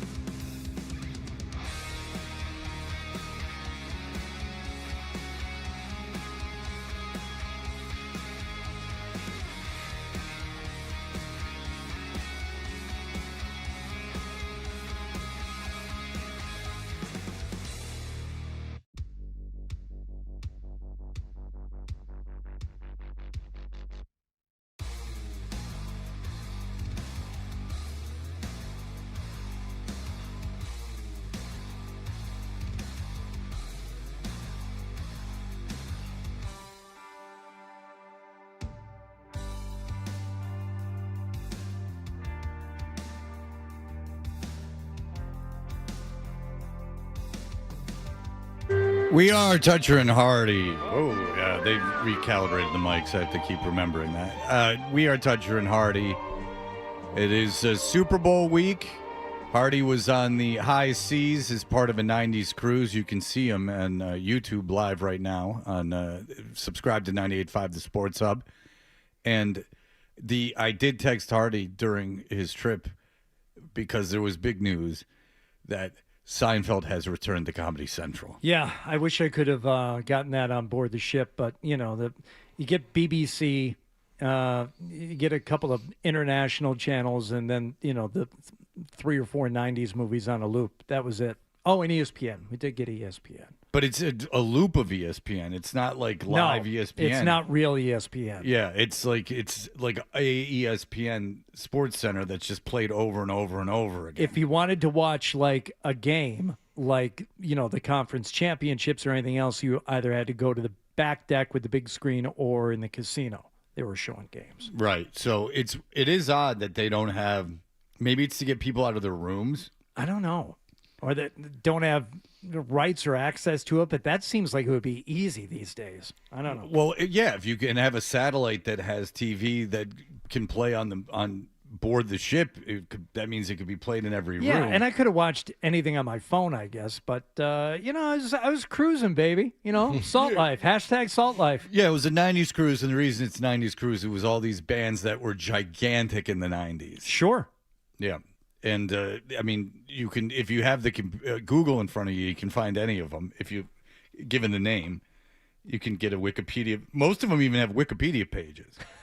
So, Hardy, what did you do on the boat? So you were working. You were working on the boat, and then you did not forget the show. I did not. And, it was nice being on board a ship where people were not talking about, sports all the time. Unfortunately, when I was meeting these people and I told them I lived in Boston, and said, people have a familiarity with Boston. They said, "Oh, whereabouts?" I said, "In Canton." People from all over the country would then ask me about the Karen Reed trial. Everyone knows about this. So, but steering away from that, and I would just steer the conversation back toward the music. And luckily, I had photographs of my coworkers because I was missing you all desperately, and carried around some photographs of people on the show, and used these photographs as a means to communicate with some of the people on the ship. Oh, so interesting. You'll hear my conversation with a couple of ladies here, where I had the photographs at the ready, and we just had a nice chin wag. Couple ladies. Yeah. This is an entree to Hardy. This is a conversation starter. Mm-hmm. Yeah, I say you guys are on the Lido deck. Actually, we are in the TRL Total Request Lounge for this conversation. Women if I are remember. wearing beautiful muumuus. May I step in here? Okay, you're on the 90s cruise, and I'm here with... My name's Janet. I'm from Los Angeles. Oh, okay, and... Denise, and I'm from the Berkshires. Okay, now, Janet and Denise, is it okay if we put this on the radio? Oh, please do. Absolutely. You guys seem too sober for this, but we're going to try it anyway. We can do it again later. We've been drinking for 5 days. Oh, I'm going to show you a series of pictures, and you tell me, now, you guys pretty familiar with the bands on this cruise? We've seen so many bands, yes. Yeah. Now, the lineups have changed a bit over the years, so there's some new members in these bands. I'm going to show you a photo, and you have to tell me what band this guy is in, okay? Okay. All right, we're going to start with this guy right here. Let me see. This is Fred. I just saw him. He just played at the pool deck. He's in Edwin McCain's band. Edwin McCain? Yeah. Yeah. Sensitive. And you can tell Edmund McCain's band, they were on that boat with Hardy and these women. Just walking the same, breathing the same air. Yeah. And tell me. That's right. That's the song Edmund McCain, or whatever the hell his name is, does. All right. Very good. Edwin McCain. That is absolutely correct. Isn't that the new lead singer to Smash Mouth? No. No. Well, that's flattering. There you go. You're a front man. Sure you are. Yeah. I mean, I could be the head of Smash Mouth. Again, and then I saw her face. A lot of star power on this. Believer. lot of star power when you just can show pictures of random people, and they could be in any number of bands. By the way, the new lead singer of Smash Mouth kind of affects that same vocal tone. Really? Yeah, he kind of sings like this, even though he doesn't sound like that in real life. Well, I don't think the guy from Journey that's had all the success with Journey sounds like Steve Perry in real life. I think he's probably, you're doing an impression of the original lead singer. All these bands know the audience very well. Yes, they want to hear these particular songs. Right. The way they sound on the record. Right. Yes. Yes. I mean, you have to be humbled to get to that place, but nonetheless, you are there. It's a good guess, though. It's a good guess. All right. How about this guy? What band is he in? This is John. He's the accountant for Tonic. You're not even cool enough to be in Tonic, you stupid nerd. Not even a drummer. Yeah. Not even a bass player. Yeah, and you look like you're in the Yeah. So that's true. Yeah, you stupid nerd. You're the accountant for this band. Yeah, you don't even. And so you got nothing to do. Oh my God. You're the accountant for that band. You're sitting on your hands. There's no taxes this April. Well, listen, John. The joke's on you. Goodness. You're a huge nerd. This is John. He's the accountant for Tonic. Right? He could be. I'm not going to reveal the answers until later. Okay. And finally, what band is this guy in? His name is Nick. Oh, absolutely. Fuel, right? Close enough. Okay. Excellent job. Thank you. At least Nick's in a band. Yeah. Jeez. Well, they legitimately, you could have said anyone, and they would have said that, they're in this band. Except for me. Except for you, who was so nerdy and stupid that you couldn't even be in a dumb band. Wow. I would argue that Nick had more of a Sponge vibe to him, but Fuel Sponge is kind of close. Well, you're just saying. He's got more of a TLC vibe to him, really, with that caboose. You don't want no scrubs. All right. I am here with Edwin McCain, who, by the way, how did the gig go last night for the crew? That was amazing. And I rang up a big tab and just said, put it on the captain. All right. Edmund McQueen is what song again? Okay. Edwin McCain also very fond of telling the story when he sang the national anthem at the Patriots Steelers AFC Championship in 2017. And after he got done, and he's checking the social media to see how he did, the first video that pops up was this. Who the f*** is this miniature Alec Baldwin looking motherfucker singing the national anthem with a Patriots jersey on? Motherfucker. Steeler Nation, we coming. Let's go, coach. So sweet. Snoop Dogg, very angry at seeing Edwin McCain on his television set, and he said, I quickly like saved it and got somebody to save it for me because he was afraid that it would be taken down. Snoop did take it down, but he did? Edwin McCain posted it and reposted it all the time. He loves it. All right. Edmund McCain sitting there talking to Hardy like they're buddies, equals. So pretty rare. Edwin, these other people I've been asking this, I've been saying, hey, you don't know the lineups in these bands anymore because they've been changed out. You know these guys, so I'm not going to be able to fool you. Instead, I'm just going to show you photos of people, and you have to just tell me what band here on the 90s Cruise or any other 90s band you think they would best fit in with, all right? All right, we're going to start with this guy. His name's Fred. He's Smash Mouth all day long. He could have stepped in lead vocalist right away. Yeah. I mean, it's true. I could vibe with that. I got kind of a California tude. Don't worry about it. It's a good time. That's a party band right there. Yeah, listen. And also certain credo they stick to, Which is? Keep the prices low. Animal rights, things like that. There's that Smash Mouth ethos that has crept into society. If we all had those kind of values, we'd be in a better place. Smash Mouth culture, as it's commonly ethos, culture, whatever. We all have the tattoo on our hand. All right, what about this gentleman? Good evening. This is John. He's giving parole officer for the bass player for Better Than Ezra. Is he currently on parole, as far as you know? Surely. All right. Well, John is, again, such a dork and a loser that he is So far, an accountant? an accountant and a parole officer. An accountant for Tonic and a parole officer. Better Than Ezra. They can't even do that. Me, I'm floating around in Smash Mouth like some superstar. I'm just going to say congratulations. You dumb loser. You can't even get in one of these bands. Oh, man. Well, maybe it was an 80s cruise. I'd strike cold. Good day to be Fred. Good day to be Fred. It's an 80s cruise. You could be one of the guys in the Fast Times at Ridgemont High band. I'd be at the prom, be the drummer. Which, by the way, I just pulled out of my ass. Everyone, do the mental math. Do the mental thing. John tried to interrupt it, but nonetheless, prom band for Fast Times at Ridgemont High. That's the band Johnson. Boom. Everyone will have to look on their own time. I am correct. Thank you. Surely he is. All right, and finally, Adam. What band would he fit in with, do you think? Oh, that's Sponge all day long. He's in Sponge. He's not only in the band, he's head of security. Fantastic. Edwin, thank you. Great job on the cruise. Thank you. I appreciate it. Edwin having some problems judging Adam's size by the photo. It's a very menacing photo I showed of Adam. Well, I would have to imagine. Adam does exude like almost a toxic masculinity. Yeah. All right. Hardy's on his 90s cruise. Hi, is it okay if we use this for the radio? Yes, it is. Okay, and what is your name?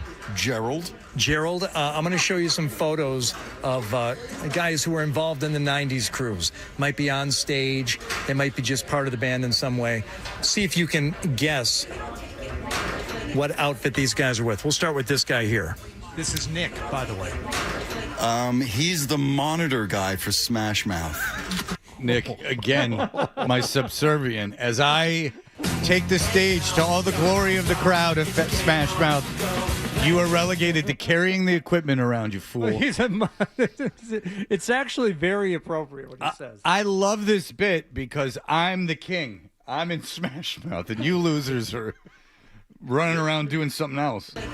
He's the monitor guy for Smash Mouth.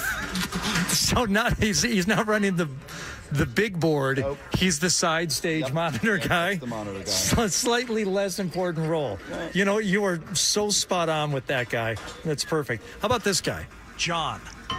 That person is that's EMF's accountant.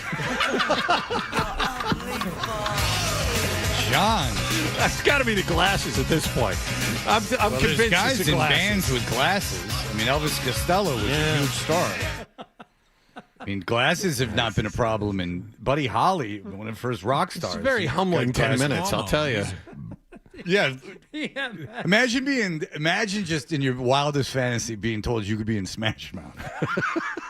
That's how it feels to be me. At least you're on stage. The king, baby. Sniff that. No, I'm being serious. I'm the king. You're the worst. Yes.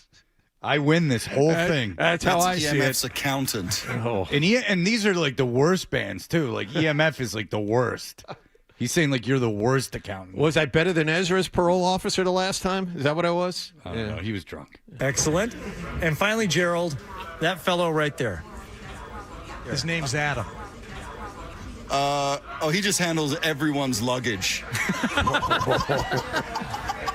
Gerald, you were fantastic. Thank you so much. It's been a pleasure. Thank you so much.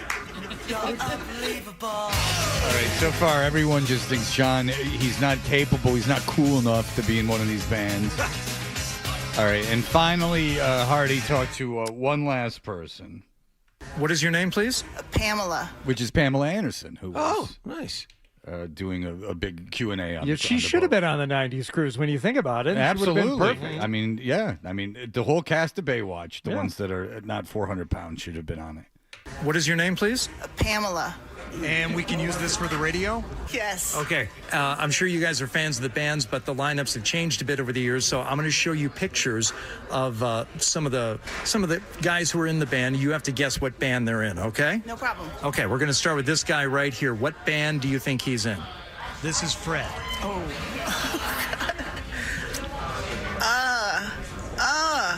That's right, baby. Touch yourself. That's right. Touch yourself, lady. It's okay. I get it. Your body feels tingly and strange. Yeah, wrap that image around your head, baby. Hardy, did you call the janitorial staff to mop up at that point? Well, luckily there are towels everywhere. All right, fantastic. I'm glad to hear.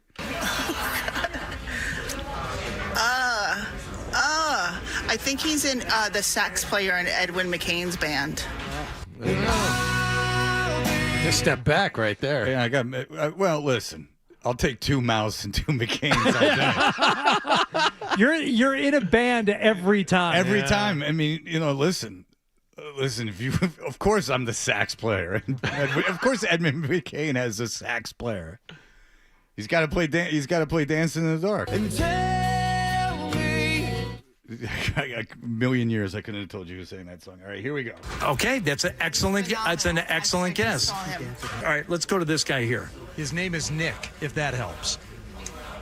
Oh God, he's the drum tech for Smash Mouth. Yeah, you have a real blue collar kind of aesthetic. People know that people can tell that you don't have quite the skills or the intelligence to be in the band. You're more of a hanger-on. That's right, baby. That's okay. That's fine. Everyone in the crew is available in this. Band member, crew member, what's this guy? John. Oh, he made my omelet this morning.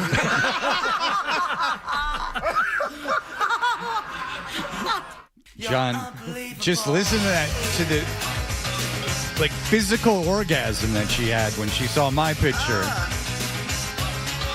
She's just like, and then she sees you and just cackles laughing, you fool. Oddly enough, she seemed happy. Oh, yeah, that's the guy who fed me. She's probably fat. How about that, Johnny? I'm on your side. Kind of what I was heading for, yeah. She's fat lady. Take that. Yeah, you fatso. Yeah, she saw him and she just started laughing. All right, Hardy Willis. I don't know if I've ever felt so 10 feet high as to be twice the possibility in Smash Mouth on a boat where they like Smash Mouth too. Yes, that's right. This isn't. You're not real going fans. Real fans. You're not going to like a Wu-Tang show and going in there going he's in Smash Mouth. This is a real situation. All right, thank you, Hardy, for thinking of us while you were on the high seas. We will be back. We have a sponsored around the NFL segment. Let's take care of all 10 coaching vacancies that have now been filled and how they're inexplicably being ranked. 10 coaches hired? Because that means that there's going to be a lot of bad ones. So I want to go through this. I'm very interested in it. We'll be back in just a moment.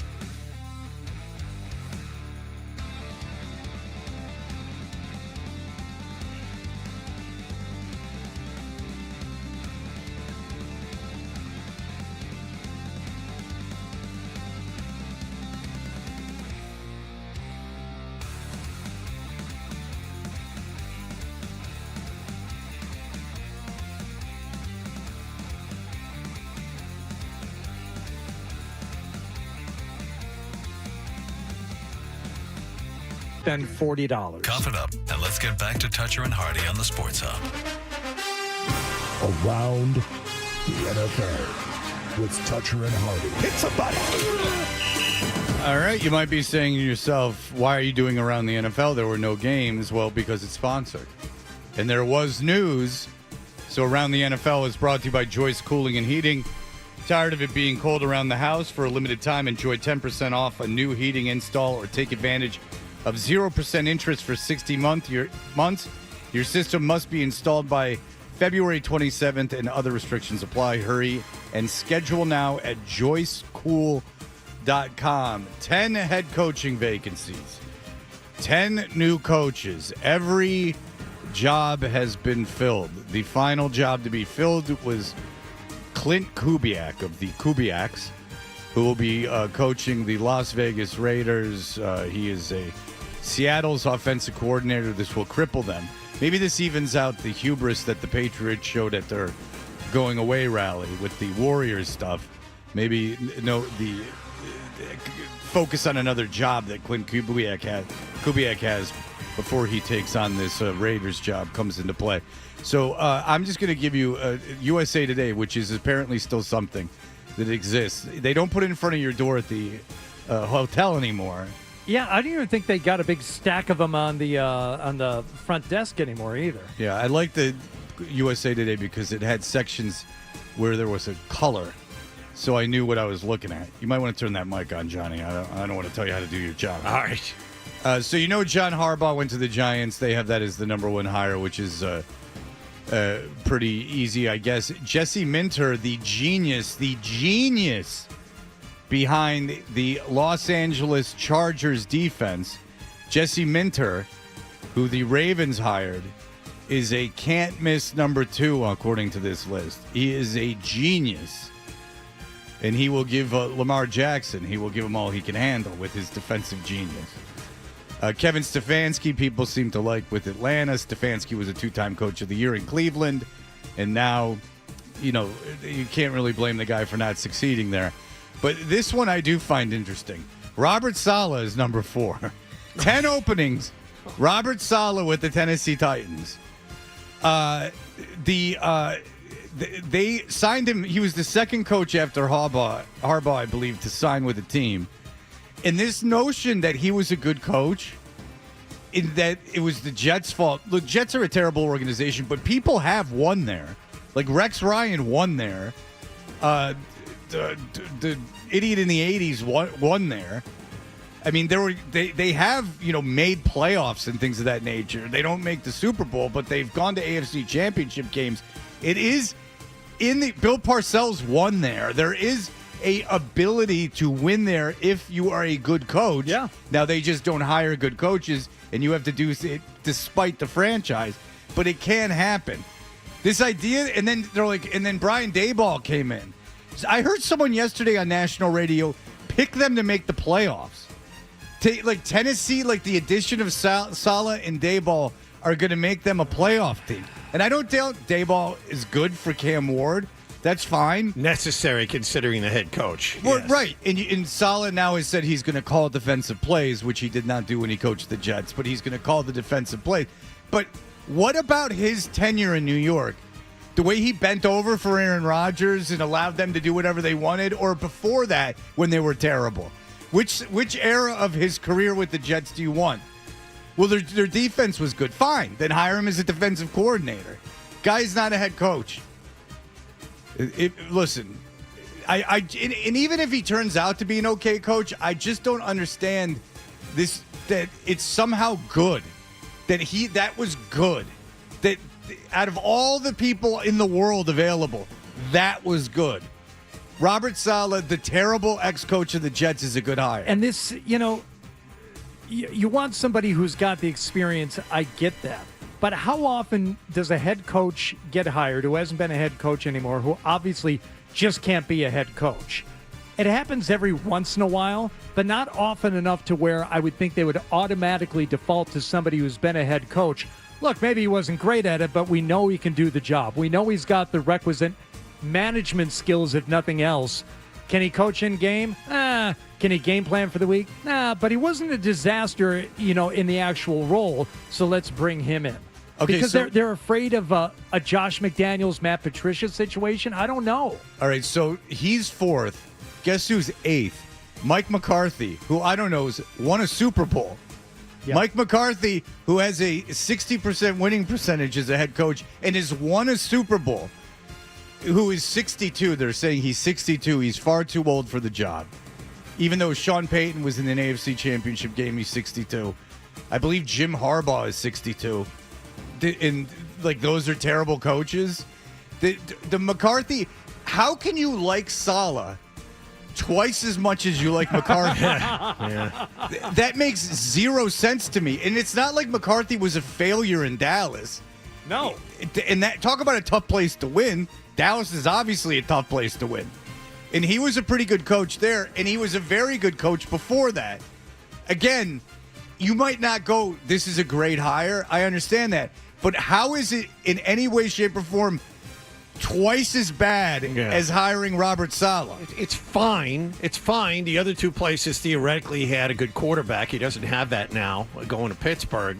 And it just seemed when he first got hired, I thought, oh, they want to make sure Aaron Rodgers comes back for one more year. That's the first thing I thought of when they hired him, because Rodgers loves McCarthy. That's too good an organization to do something. Well, and the other part of it is Pittsburgh, if you look back, they've hired coordinators who were looking for their first job and made it work and kept them for 15 or 20 years. That's not this guy.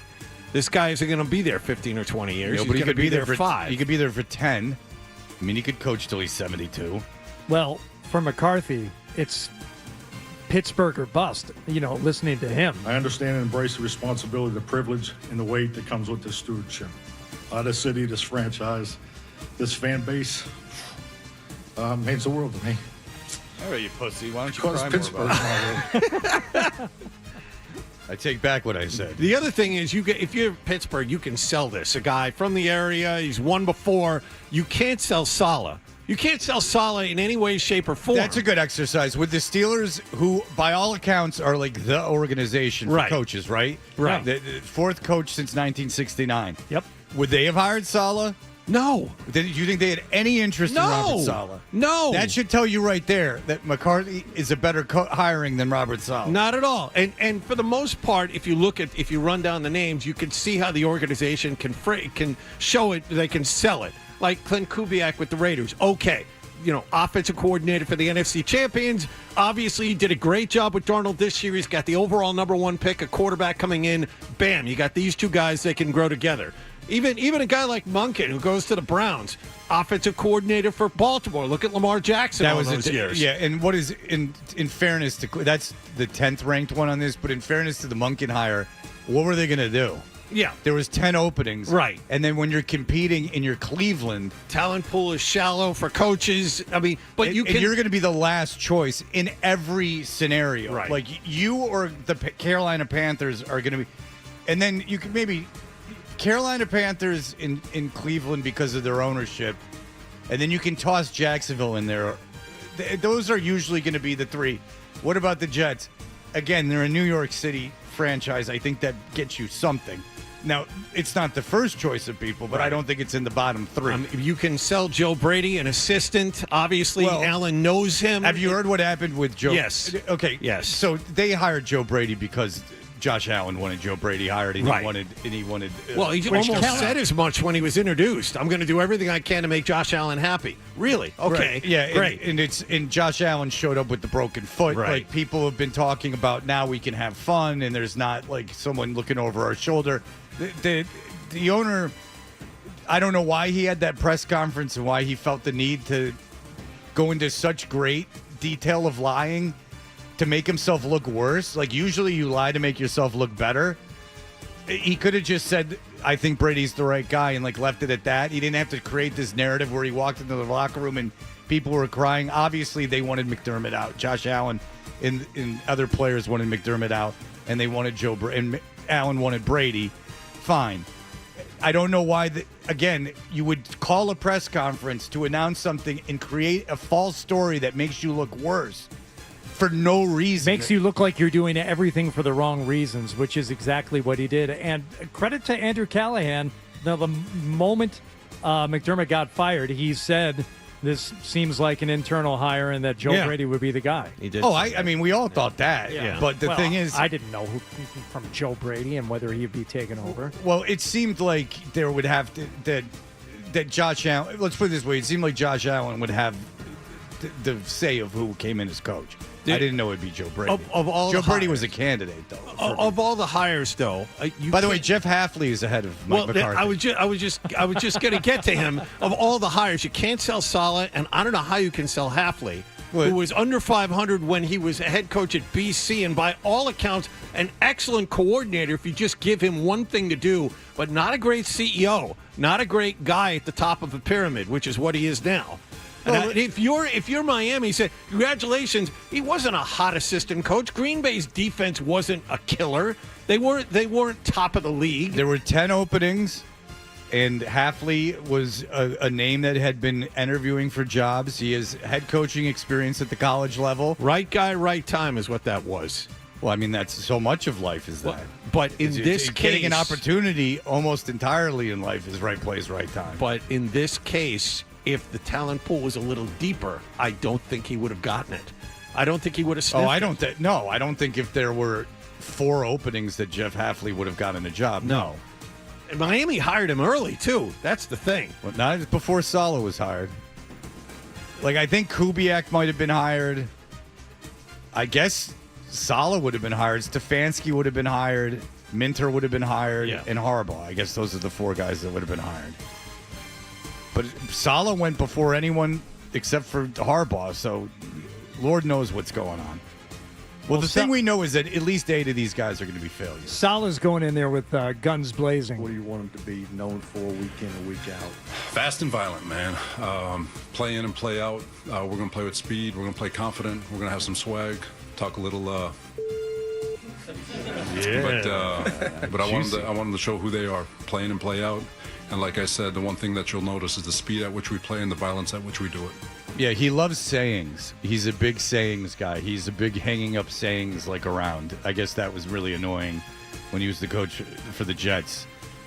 Because like when you start losing and then... Like inspirational posters? Yes, and like a cat like hanging on a wire. And also another thing Hang in there. I love that one. Another thing is his personality completely changed. He went in like cocksure, like... Let's go, rah, run the stairs guy. He was still running the stairs at the end, but he was also texting Joe Beningo complaining about his players.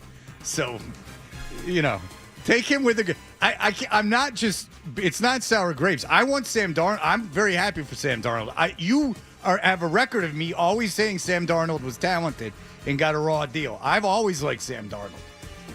Robert Saleh is not a good coach. I'm just letting you know. And it doesn't matter, whatever. Tennessee's a nothing team and they hired him. Who cares? It's just hearing people talk about him that are football experts, in quotations.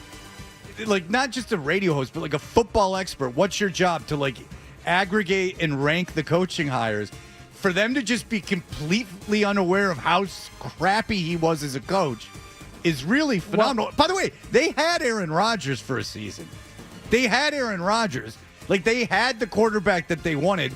They he did tear his Achilles that first season, but he played the next year. Yeah, we forget about that second year.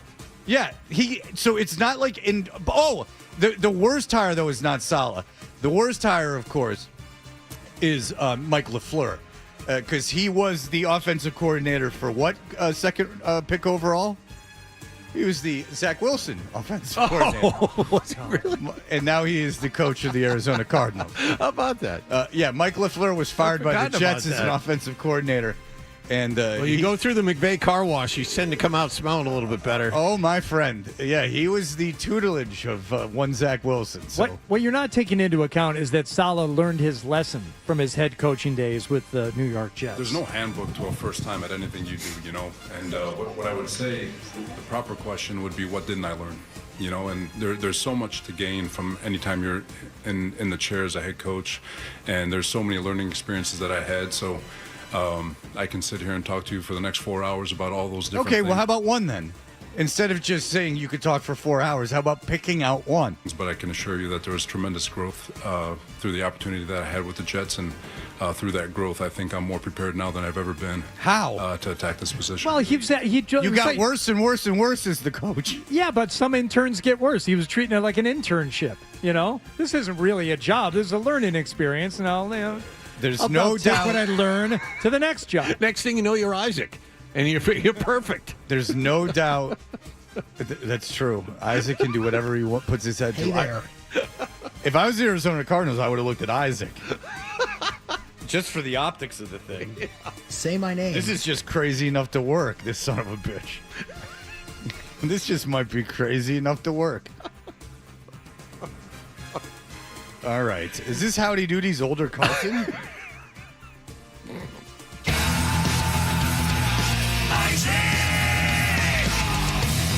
Hi. All right. There you go. There's your around the NFL. I mean, I guess, is that the last one? Or yeah, I guess that's the last one. Yeah, we've been. So we'll see you in September, which being 2 degrees is not tragic. All right. We'll be back in just a moment. Here are the headlines.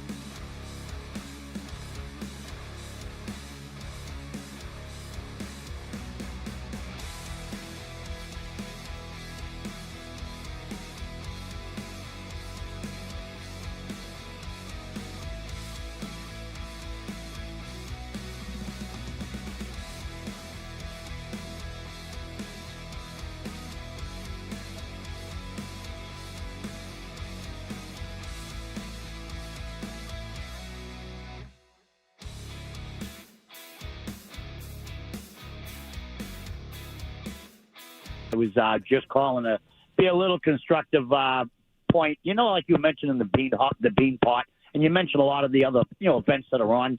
Can you sometimes try to tell us when they're on? I know it's not hard to find out, but we hear it, and a bunch of us in the office go, well, the game's on, or this is on what time? And we never seem to find out. But being constructive, it's not really a big deal. If it is, I apologize. Well, Bob, it's not a big deal. It's very constructive, and John is having a very tough hour. First of all, when asked what band he was in on a 90s cruise, which was hardly chock full of huge, cool stars, John was not even granted access to a band. He was called an accountant. He made my omelet this morning. I mean, his station in life at least he was a CPA twice. I and do then cook? He got, Man. Well, she did know that you cook. John cooks shrimp scampi. Very difficult. Yeah, maybe she heard that break. Mm. And That's knew that EMF's accountant. All right, but you have not been giving out the time for the bean pot. BC plays Harvard if that is necessary. BC plays Harvard at 5 p.m. tonight, and then the late game is BU, the defending champion, against Northeastern at 8 p.m. And what do you mean if it's necessary? The man just told you that it's necessary. Okay. A caller to the show. I will mention start times from here on in. Yeah. Well, I think if it's a non-conventional thing like the bean pot, that's not the worst idea in the world. 5 o'clock start. Yeah, I would think that would be something that should a be Monday included. 5 o'clock should start. Yeah, that's very unconventional. That's a big miss, John. I mean, 7:30 is that what we're conditioned to think. But Adam, are you going to be going to the Bean Pot this year? I will not be going to the Bean Pot this year. No. But Don't you usually go and you go crazy Northeastern? You get all excited.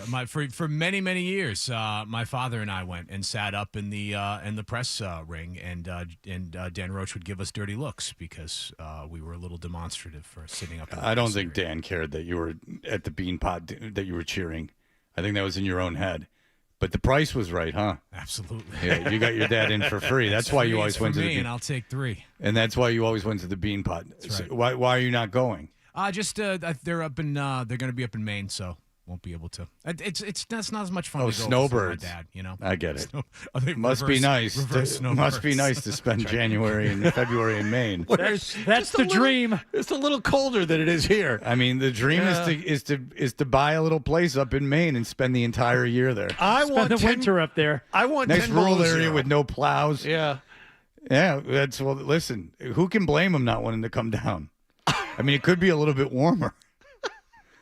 You know, no. Give me 10 below zero. That's what I want. I got to think there's a lot to do in Maine in February when everything is shut down for the year. Man. I mean, you can stare out at that ocean if you can survive and don't have any exposed skin. You can stare out at that ocean for as long as you want. But some of us could get in that ocean.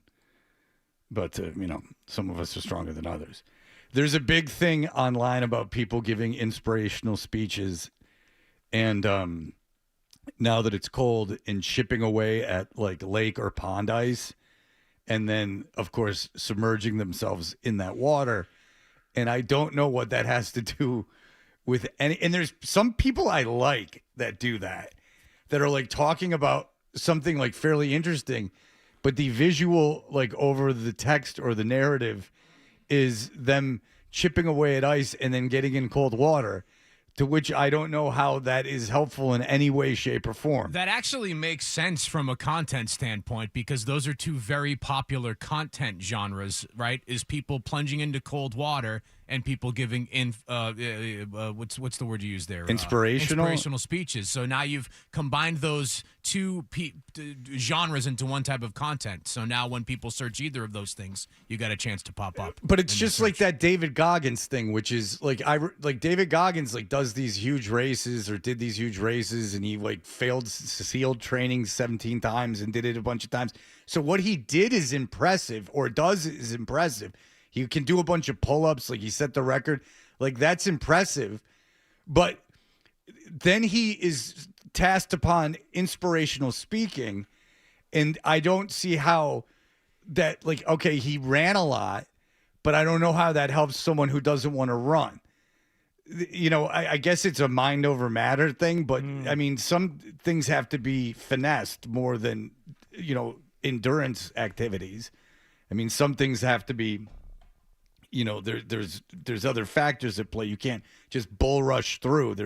You have to do it with some kind of precision. But I really don't understand what getting into cold water has to do with anything inspirational. I mean, if someone throws you into cold water, you're in cold water. You're not going to die. I mean, if I was to take Hardy and put him into a pond, a frozen pond, he'd go, ah! And then if I was like, you got to sit there, we like held him down, he would sit there and it would be unpleasant, and then his body would get numb, and then he would get out. It's a kind of a passive thing. That's why I'm good at it. But I wouldn't get out. I would wait for first responders to arrive so I could look at the fire truck. Yeah. They get out the cables and the pulleys and the ropes. Well, yeah, you would wait for them to get it all out, and then you'd climb out and go, just wanted to see. And you guys got a towel you can put over me? Is that a harness? What is it, a carabiner on that thing? All right. We will be back in just a moment. Mike Reiss, out there on the West Coast, early for him, 6 o'clock in the morning out west, will be joining us in just a moment. State.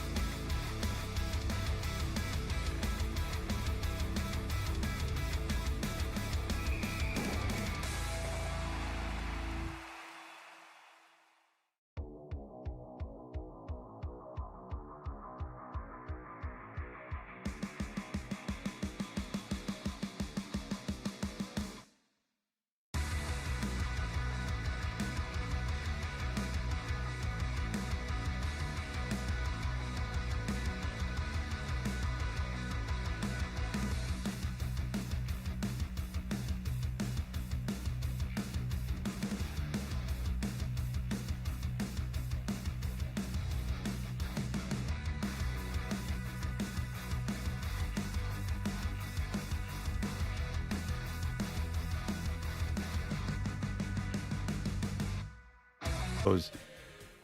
Is there still problems with? We have Mike Reiss. Okay. Mike Reiss is ESPN's NFL Nation reporter covering the Patriots. He's out in San Francisco. Mike, hello.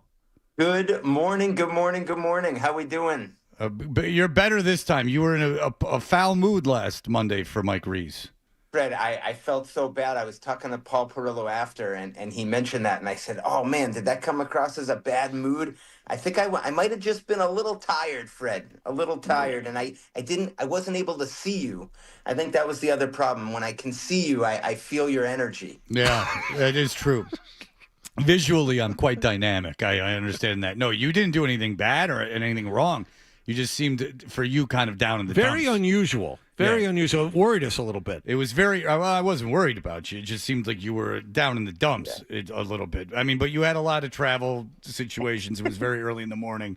You had a lot going on. But now you are out in, where are you? Are you in Santa Clara? Are you in, by Stanford? Because the team's practicing at Stanford, right?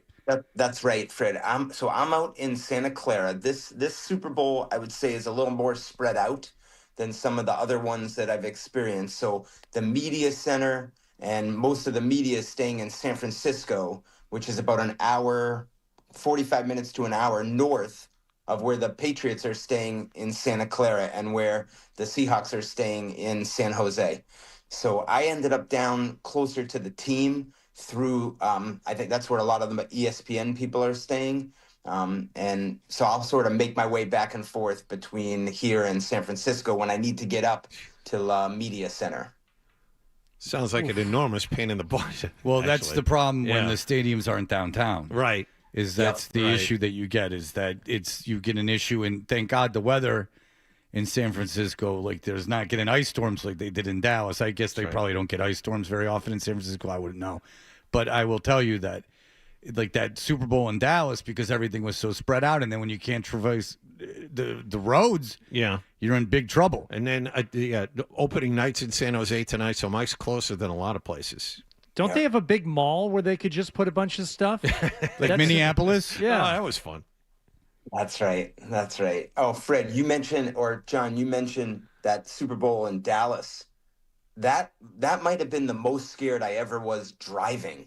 Like because usually, we drive up in New England when it snows and we're used to it.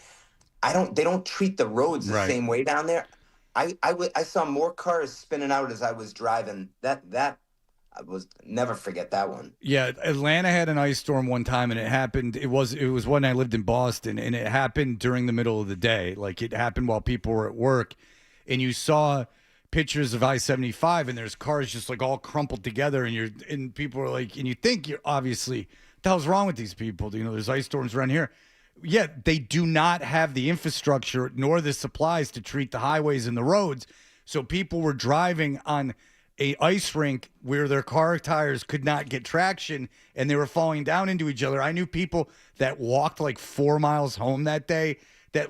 People were just leaving their car on the freeway. Yeah. I mean, there's nothing they can do about it. My parents flew back from St. John, and they're in Tennessee, and they're basically just stuck in their house, which is, that means no choir. And that means that my father can't go to the municipal meetings and bitch at people. So this is a whole situation for them. All right, Mike, what are you looking to cover this week specifically with the Patriots? What stories are of interest to you? So, Fred, the first one just specific to the game, like where we at with Drake's shoulder, that would be number one. Where we at with Robert Spillane, the linebacker, and his ankle. We remember he went out of the AFC Championship game in the first quarter due to his ankle. I watched him come down, the steps of the plane yesterday, looked to be in good spirits. He was holding the bag with his right hand. Yeah, it's a big thing. That's huge. It's on TV as you speak of it. Yes. So those are the two things sort of, health-wise, as I think it relates to the game, that I think are the most important to the Patriots. Did you think it was odd, and you can be honest, that they had a rally before they got on the plane that was that celebratory? No, I'm pretty sure that's been commonplace, right, Fred? And I'm always honest with you. I think I think they've always done that. I don't recall. Well, yeah, they did it with Tom Brady when they had been to multiple conference championships and they were, picked to win the Super Bowl from the start of the season. It's a slightly different vibe for a team that, has not only been playing with house money, but That's why they were celebratory. But again, do you want to be celebrating this much when, I guess maybe having an attitude of a little more humility may have served them a little bit better. I don't know. It rubbed Fred the wrong way, and the more I listen to it, I'm like, yeah, they do seem to be pretty high on themselves for a team that no one expected to be there. Mike, it's not that they had the event. It's just basically just Vrabel's tone and the whole warrior, he's having fun and stuff. And I guess there's nothing wrong with it. It just seems like you still have work to do and you're kind of basking in the glow right now. It doesn't seem, something like football teams would usually do. So I think there's two things here that it's a good conversation. The first is that there's still work to be done, which I think is important. Last week, Drake May was talking about the message that Vrabel gave the team behind the scenes, and he talked about how they had shared their hopes with each other at the start of the year, and a lot of their hopes was to be in the Super Bowl, and that those hopes have become reality. And I think with that, guys, what you're saying is that's awesome. Enjoy this. They want them to enjoy this, but you also have to make sure mentally you got one more step to take here. And if you lose, that doesn't really work, right? I mean, so I think that's the first piece. And I think they're fine with that. I think the second piece is that this team has been about that. Just enjoy being together, enjoy what we're doing. And you don't need to be tight. And they can get their work done while enjoying it. I think that's actually part of the personality of this team, and I think that's how I sort of took the spirit of the rally. All right, what is the schedule like in terms of about getting ready? What does the Patriots schedule look like this week?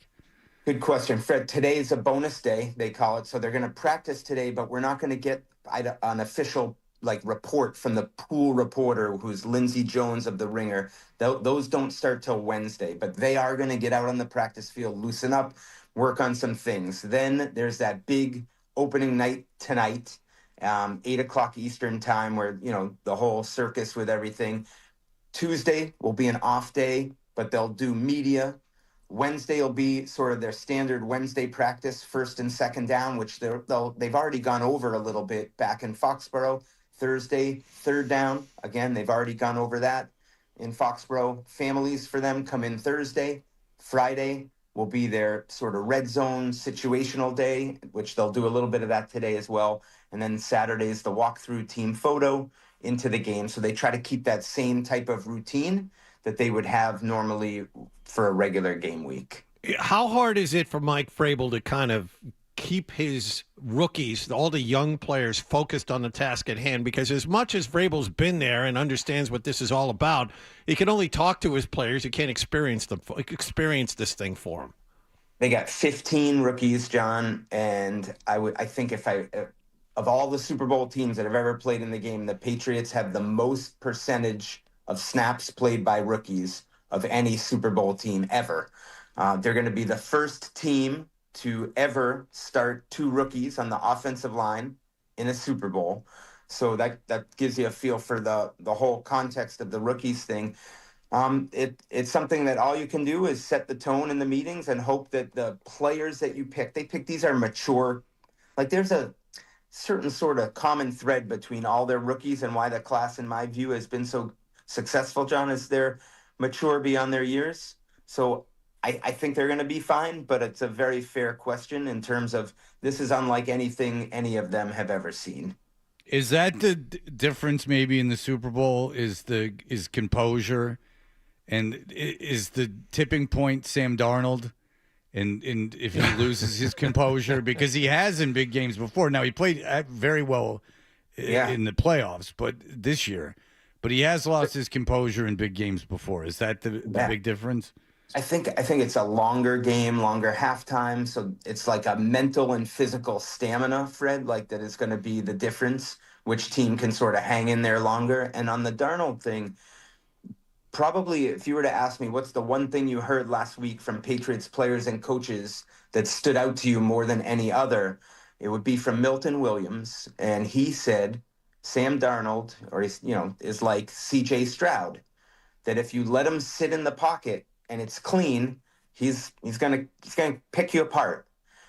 So he said, we gotta get after him and try to force him to put the ball in harm's way, the same way they talked about CJ Stroud. And so I think, to your point, Fred, that's going to be the difference for the Patriots in the Super Bowl, if the defense can do that and turn Sam Darnold into the quarterback that maybe more people remember from his time with the Jets when he was playing the Patriots all those times, to what he's become since he left the Jets, which is pretty good, really pretty good quarterback. Well, let's not go crazy. It's not since he's left the Jets. There's been some other stops along the way. Since he's been in Minnesota. Mm-hmm. Minnesota is where he first popped. All right, go ahead. That's fair. Listen, there's some stops around the way. He didn't do nothing. Carolina. Correction from Fred. I like that correction. That's right, Mike. You have to be corrected. You need an editor, of course. I forget who we were talking to last week, Mike, but the snapshot of the game, according to this person, I don't remember who it was the Patriots have the better head coach and the quarterback, but Seattle has the better roster. Is that a fair assessment? I think that's a fair assessment. I think I wouldn't undersell the Seahawks coach, Mike McDonald. He's done a really good job. I think a lot of people don't know much about him just because a lot of people don't talk about the Seahawks. But top to bottom, I think the Seahawks rosters is really, really good. They might not have the star power of other teams, which is partially why people don't talk about them. And I think that's why the odds makers have installed them as a favorite, John. So I do think that's a fair assessment. Yeah, I don't know why McDonald would be any worse a coach than Vrabel. I mean, Vrabel's a great coach, but McDonald's been coach 2 years. He's in the Super Bowl one of the years. I don't understand how you can. His offensive coordinator's got a head coaching job. I mean, I don't know if I'd give it. It's not like Vrabel's got a ton of Super Bowl experience as a coach. I don't know if I'd give Vrabel the nod. I don't know that I give him the nod, but it is nice going into this, in this situation as a guy that everyone considered to be a good head coach, regardless of how it ended in Tennessee. And the way he's coached just this year alone, not having any qualms about how he's going to handle situations in game on Sunday. I mean, we're just talking about those 60 minutes on Sunday. And I'm not nervous about Vrabel being at the helm. That doesn't bother me at all, which I think it's worthy of a mention for a guy who is in his first year on the job and really is still relatively new at this, all things considered. Well, you can say someone's a good coach without besmirching another. We as a society, an American society, have such a need to rank things. Someone has to be the best. Mm-hmm. Not everything is that quantifiable, you guys. Maybe show some. What are you, a commie? You've been reading nice my participation trophy you got sitting over there, Fred. Yeah, you've been reading my mail. Mike Reiss, listen, thank you for joining us. Have a great Super Bowl week and enjoy the driving and the homelessness and everything else. Enjoy that.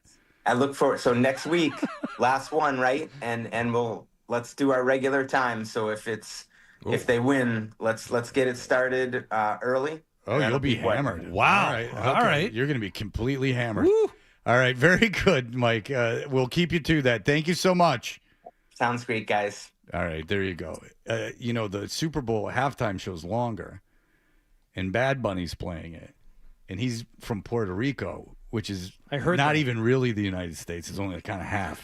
Yeah. It's rather I don't know about you, but I'm against that.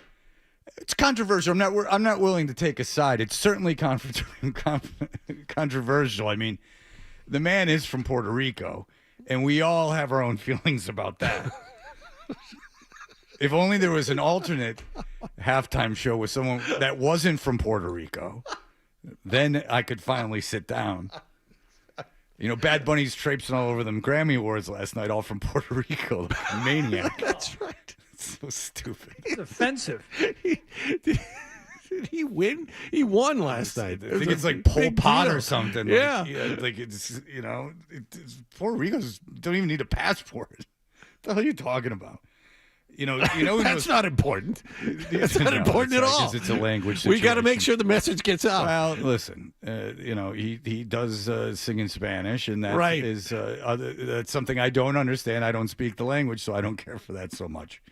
I need to understand. Sure. Obviously, I don't like the it deep either. and Good. important things Bad Bunny needs to say. You're coming during the around. Super Good. Bowl. Yeah. Because I usually enjoy the Super Bowl halftime show so much anyway. Like, it's such a message. Now we got this damn Puerto Rican music that's going to be playing all during halftime. You want to listen to this? Have you reached out to your Puerto Rican friend? No, I have an email about him, though, that we'll get to in a few minutes. Okay. Because you said, like, Bad Bunny is basically like in all seriousness, is like the king of Puerto Rico because he's this huge star from Puerto Rico, taking over the throne from Menudo, which forever were. And Menudo was just a name. You're basically just rooting for the laundry at that point because Menudo just changed, willy-nilly. One Saturday morning it's one group of kids, the other Saturday morning is another group of kids. Yeah, You're but like, the where's songs Menudo? remain like Shopping Mall. You can find everything you need at the shopping mall. Like that one, it doesn't matter who's singing it. It's That's just how- a good song. that's it's how like the I Will Yager- Always Love You. Is it Dolly Parton? Is it Whitney Houston? Who cares? The song is the thing. That's how Yager finally assimilated. He was like, that's true, you can find everything shopping mall. Thank you. Everything from Thank you, Menudo. Enthusiasm for America. From cool jeans. Blue jeans and blue jeans jacket. That's right. Jeans on leg and arm. Right. All right. We'll be back in just a moment with our award-winning sponsored email segment. More Toucher and Hardy on the way.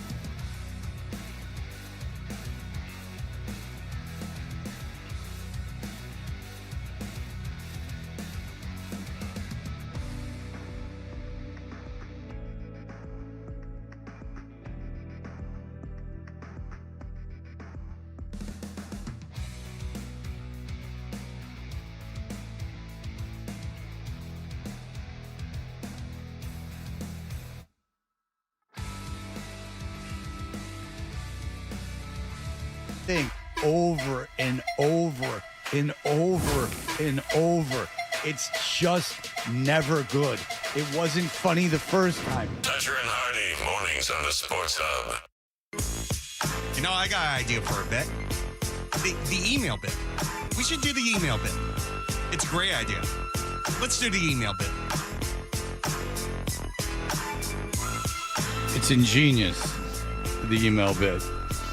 And the Toucher and Hardy email segment is powered by Jeffrey Glassman Injury Lawyers. If you've been hurt in a car or work accident, you got to get Glassman. Don't just send an email. Call all sevens at 617-777-7777 or visit gottagetglassman.com. All right. There you go. All right. What do you got going here? I have this from Michael about Hardy's Daniversary. A reminder of Hardy's forthcoming anniversary of meeting Daniel. Make that prick text Daniel something sweet. Send him flowers on Hardy's behalf. More importantly, every time I hear the Cokie song, I picture Hardy lifting his face up off a toilet seat, handing me a rolled up $5 bill and singing, Cokie? Cokie? First of all, you would never use a $5 bill. They're too, you need something crisper. A 20 at the very least, preferably 100, but chances are you don't have an extra 100 laying around if you've been spending your money on, a cookie. and not off a toilet seat either, off the back tank. That's where you would do it, or the top of a urinal. You can also do that. Oh, well, that's kind of out in the open. Well, yeah, the preferred spot is, and next time you're in Vegas, go into a stall, even if you don't have to go, and check out the stainless steel toilet paper holder in a stall in a bathroom at a casino in Las Vegas, and you will see all types of lines, kind of like razor lines. Or even better yet, lick your finger. Just rub it on the top of that stainless steel toilet paper thing, and then rub it on your gums. See if you get a numbing sensation. Don't worry. That's not the sensation I'm looking for, and that's not where I'm looking for the sensation. But don't worry. I will. I'll check it out. I use my sense of taste as much as any other my senses. And that is I'm almost superhuman because of that. We have the great Blind Scott versus Mike the Leprechaun phone call earlier, and RC said it's a weird paradox. Blind Scott calling someone else a loser, like when Kramer was at the corner of First and First. I believe that's when he was looking at the original famous Reiss pizza, trying to figure out where he was. I think that's right. But credit to Blind Scott for coming up with that Honda Pilot meetup line. Yeah. I mean, I don't know what he's got it in for. The Irish fella, Mike the Leprechaun. Mike the Leprechaun. He's got it in for him, and they go at it like cats and dogs on that Ben Maller show. So I don't want to take full credit. We're not the only show that puts the two of them on. Ben Maller does the same. I have to give credit every single day. Yes. Now they have a once a week fight limit. There are rounds established and barometers established. Yes, they only get to get on once a week. But at the same time, but I think Mike the Leprechaun and Blind Scott get on the show separately every day. No, they don't get on the. Wait, put them on the air? Yeah. No. Oh no, Hardy, you're talking about Ben's show. Fred is talking about our show. Yeah. No. Ben Maller. No. Oh yeah, Ben Maller puts them on every day at the same time. Yes. Like every time I'm pulling into because I can't get anything but. I'm always listening to the radio pulling in here we're pulling into a parking deck. And that's one advantage of terrestrial radio is that it works no matter what the conditions. And so, which is why it's very important in case there's an emergency. It's something that can carry through any kind of embankment or just trust me, it works. And I'll hear invariably, no matter what I've been listening to, I'll hear Blind Scott, and he'll reference this show, and Ben Maller doesn't know what he's talking about, but he's just like, listen, we got 10 minutes left, 20 minutes left of this show. Let's just let it ride. You know, coast into the finish line. Yeah. Listen, when I did nights at 99X, when I did 6 to 10 and then 7 to midnight, I took all those lunatics and I put them on the air. I cut up the calls and stuff because I played music. But I mean, that's the great fortune of being on at night is that you it's creeping up on 3 o'clock in the morning where Ben is when he's doing the show at that time. Yeah, I'd be putting anyone on too. It's not even laziness. It's just like this is what is unique of late night radio. There's very little of it out there anymore, and these are people with the internet. We were talking about this like the other day or like a couple weeks ago with the internet. When I was on WBCN, we would have all these like lunatics and like crazy people would call in and we'd invite them to the studio, and it was these people were super into it because it was their only outlet. It was like their only way to get like a megaphone to themselves. And now it's like with the internet, these people that were resigned to these things that only like a few shows would like let them come on under controlled circumstances. Now it's like a million P and Pete's all like battling each other on the internet. Hey, guys. Hey. But I do find it funny when Blind Scott gets in arguments on Instagram. To be honest with you, I swear to you, I do not read the arguments, or I don't really even read the comments. But I just the knowledge that there is someone arguing with Blind Scott on Instagram is.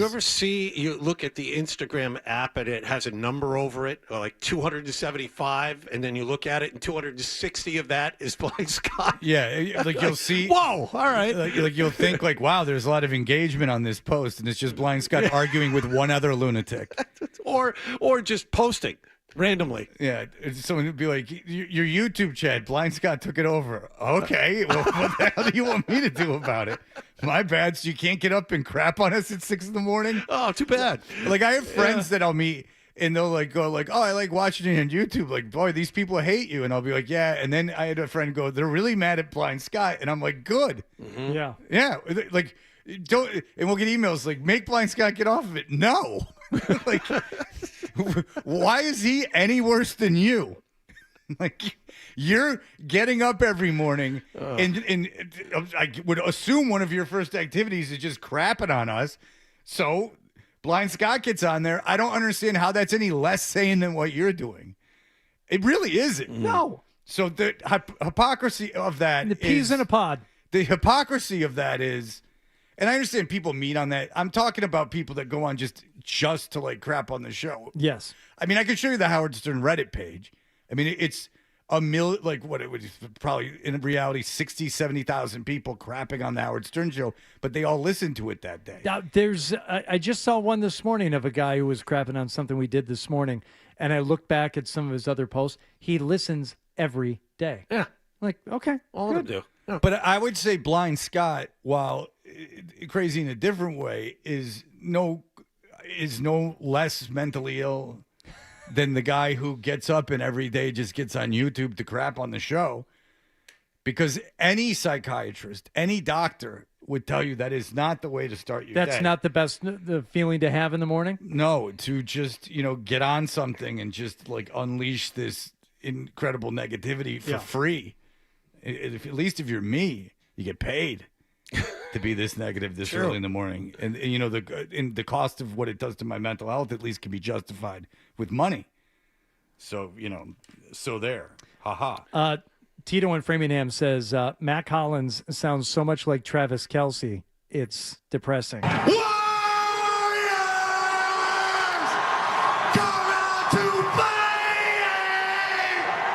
Yeah. At least that had something to do with some kind of theme. Kelce, just random screaming stuff. It's a little different. Mark says, I'm not sure if you're doing this on purpose, but you sound a little bit like you're searching for something to complain about. The Patriots rally is upbeat by design. It is for the fans. I wouldn't mistake the enthusiasm of the players and the coach at the rally for overconfidence. You're kind of being grade schoolish. Love you. I will tell you this. I did not watch any of the pep rally because I'm an adult.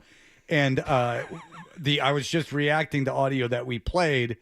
And you all know, and I would agree, I would think at least 75% of the audience thinks the Warriors thing is corny. And only because Travis Kelce quoted the same movie? Can you dig it? That's The Rock, though. The Rock stole it from the Warriors. Oh. So he doesn't even know the Warriors. I'm talking about Travis Kelce. But play Vrabel saying Warriors. Play the clip of Vrabel saying Warriors. All right. I think this is fairly objective.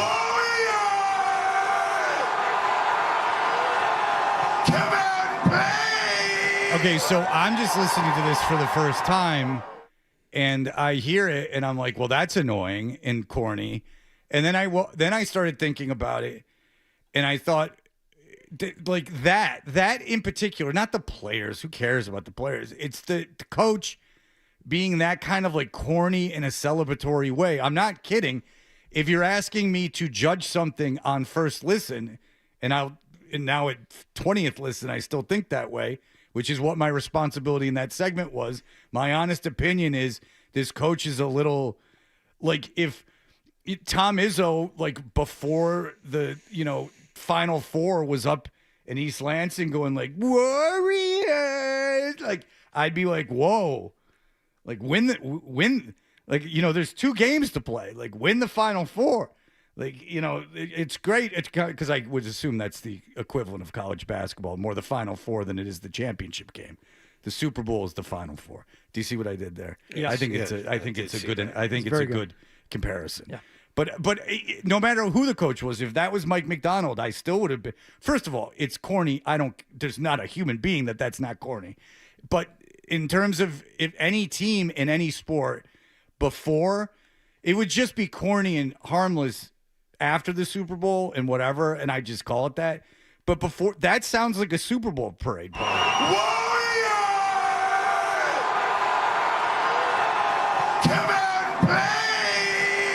Yeah, that's a coach of a team going to the Super Bowl. Like, they have to play another game. And I get that they have a rally, and I get that rallies by nature are going to be upbeat. I didn't expect like a Ivan Drago affair where, like, they're just hitting like a bass drum. And the more you analyze marching. and dissect it, Fred, the more I like it. I'm starting to come around. Well, that was the idea, is just to get someone against me. Yeah. Okay. Someone else emailed in about Drake May's part in the rally. And this was Mitch. He said, not sure if you guys heard or saw Drake May. When he took the mic to say something, he said what you'd expect him to say. Yeah. Like, this dude, for as good a player as he is just so boring, which I don't mind. I know you don't mind it, Fred. Good. Nice and boring. Keep playing. No, absolutely. If I was going to invent a quarterback that was going to be liked by the public, because that is important. They're the face of your franchise, and you're trying to sell tickets. It's a product, and he's liked, and he's good-natured.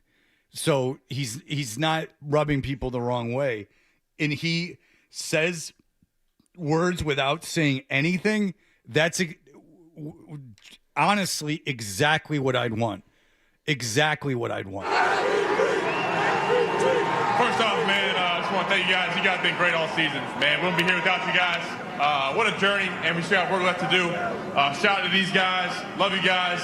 Celebrate when we get back. Go Pats, baby. Celebrate when we get back. Yeah, well, How about both? How about both? Everybody celebrate going and celebrate coming back. How about that? Called bookend cells. That's right. That's pretty bad, man. That's what's in. Yeah, that's right. That's the part of the song, even more than Goose. The most embarrassing thing, in my opinion, ever on the internet, the grown men in San Diego doing the song, that is pretty bad. And Vrabel... So back, Philly, back. Yeah, Vrabel is I think, a smart guy, and he's very good with the media, and I think he's even funny. Like when he did the Tooth Fairy thing when they asked him about picking the uniforms. I thought that was clever, but no. No, I don't care for anything that happened. Finally, an explanation on the Pirates situation yesterday during the outdoor game between the Bruins and the Lightning. It was an ode to the Super Bowl being in San Francisco. Hello. No, it was Gasparilla weekend in Tampa. It's their St. Patty's Day, but they dress as pirates. That's what McCarthy. It's sarsaparilla and Gasparilla. It's the whole effing sensation. That was from Sean. And then Kevin said, my buddy who's from Tampa told me it's for Gasparilla. It's all pirate themed. Doesn't necessarily make more sense, but at least that explains it. Gasparilla is, they had to find the princess based on smell. There was no shoe. It was just like,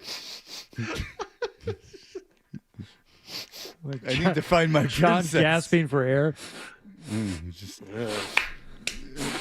Gasparilla.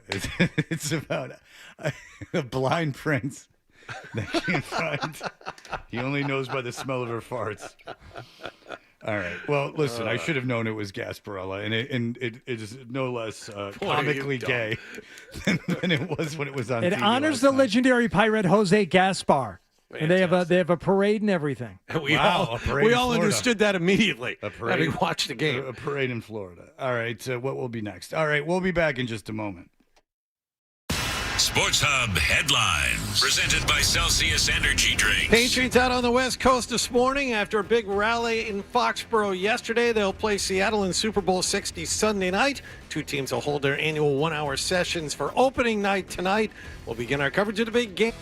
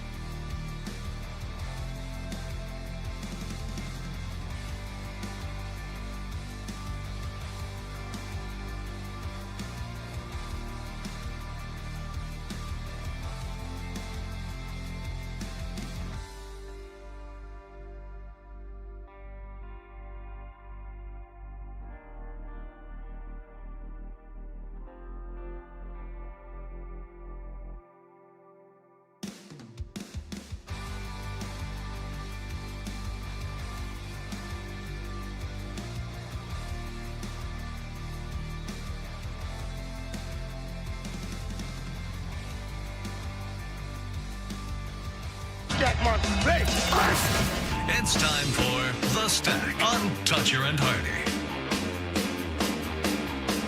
Hey, we are Toucher and Hardy. And are we going to cross with Bertrand here in a little bit? Yeah. All right, so very good. The midday and afternoon shows are out in San Francisco. I remember when John and Hardy were giving me a hard time for not wanting to go to San Francisco. Not changing their tune a little bit now. I can tell you that. It would be 6:50 in the morning, and we'd be wrapping up the show right now. And then you would be expected to go to Media Day tonight. Mm-hmm. Which correct. would be at about, I would assume that would be at about 7 o'clock local time. And we'd be staying up near San Francisco, which means we'd have to get in the car, drive about 45 minutes to Media Day in San Jose, and then drive back to our hotel room after it was over. You get some of that chowder in a sourdough bread bowl, and If I want chowder, I'm eating here. I forget what is it that they eat in San Francisco? Manhattan clam chowder. They got the sourdough bread bowl there. Okay. Yeah, it's a big thing. They stovetop stuffing. Just hop right on that cable car and chow down. Oh, Rice-A-Roni. Rice-A-Roni. The San Francisco treat. Yeah. Right. Rice-A-Roni is the San Francisco treat. So I am happy that we are not there, to say the least. Too much. Can't do a live show that early in the morning. We would be the only ones there. Now I know we'd be the only ones there. Except for Boomer. Boomer Esiason and whatever hell he's on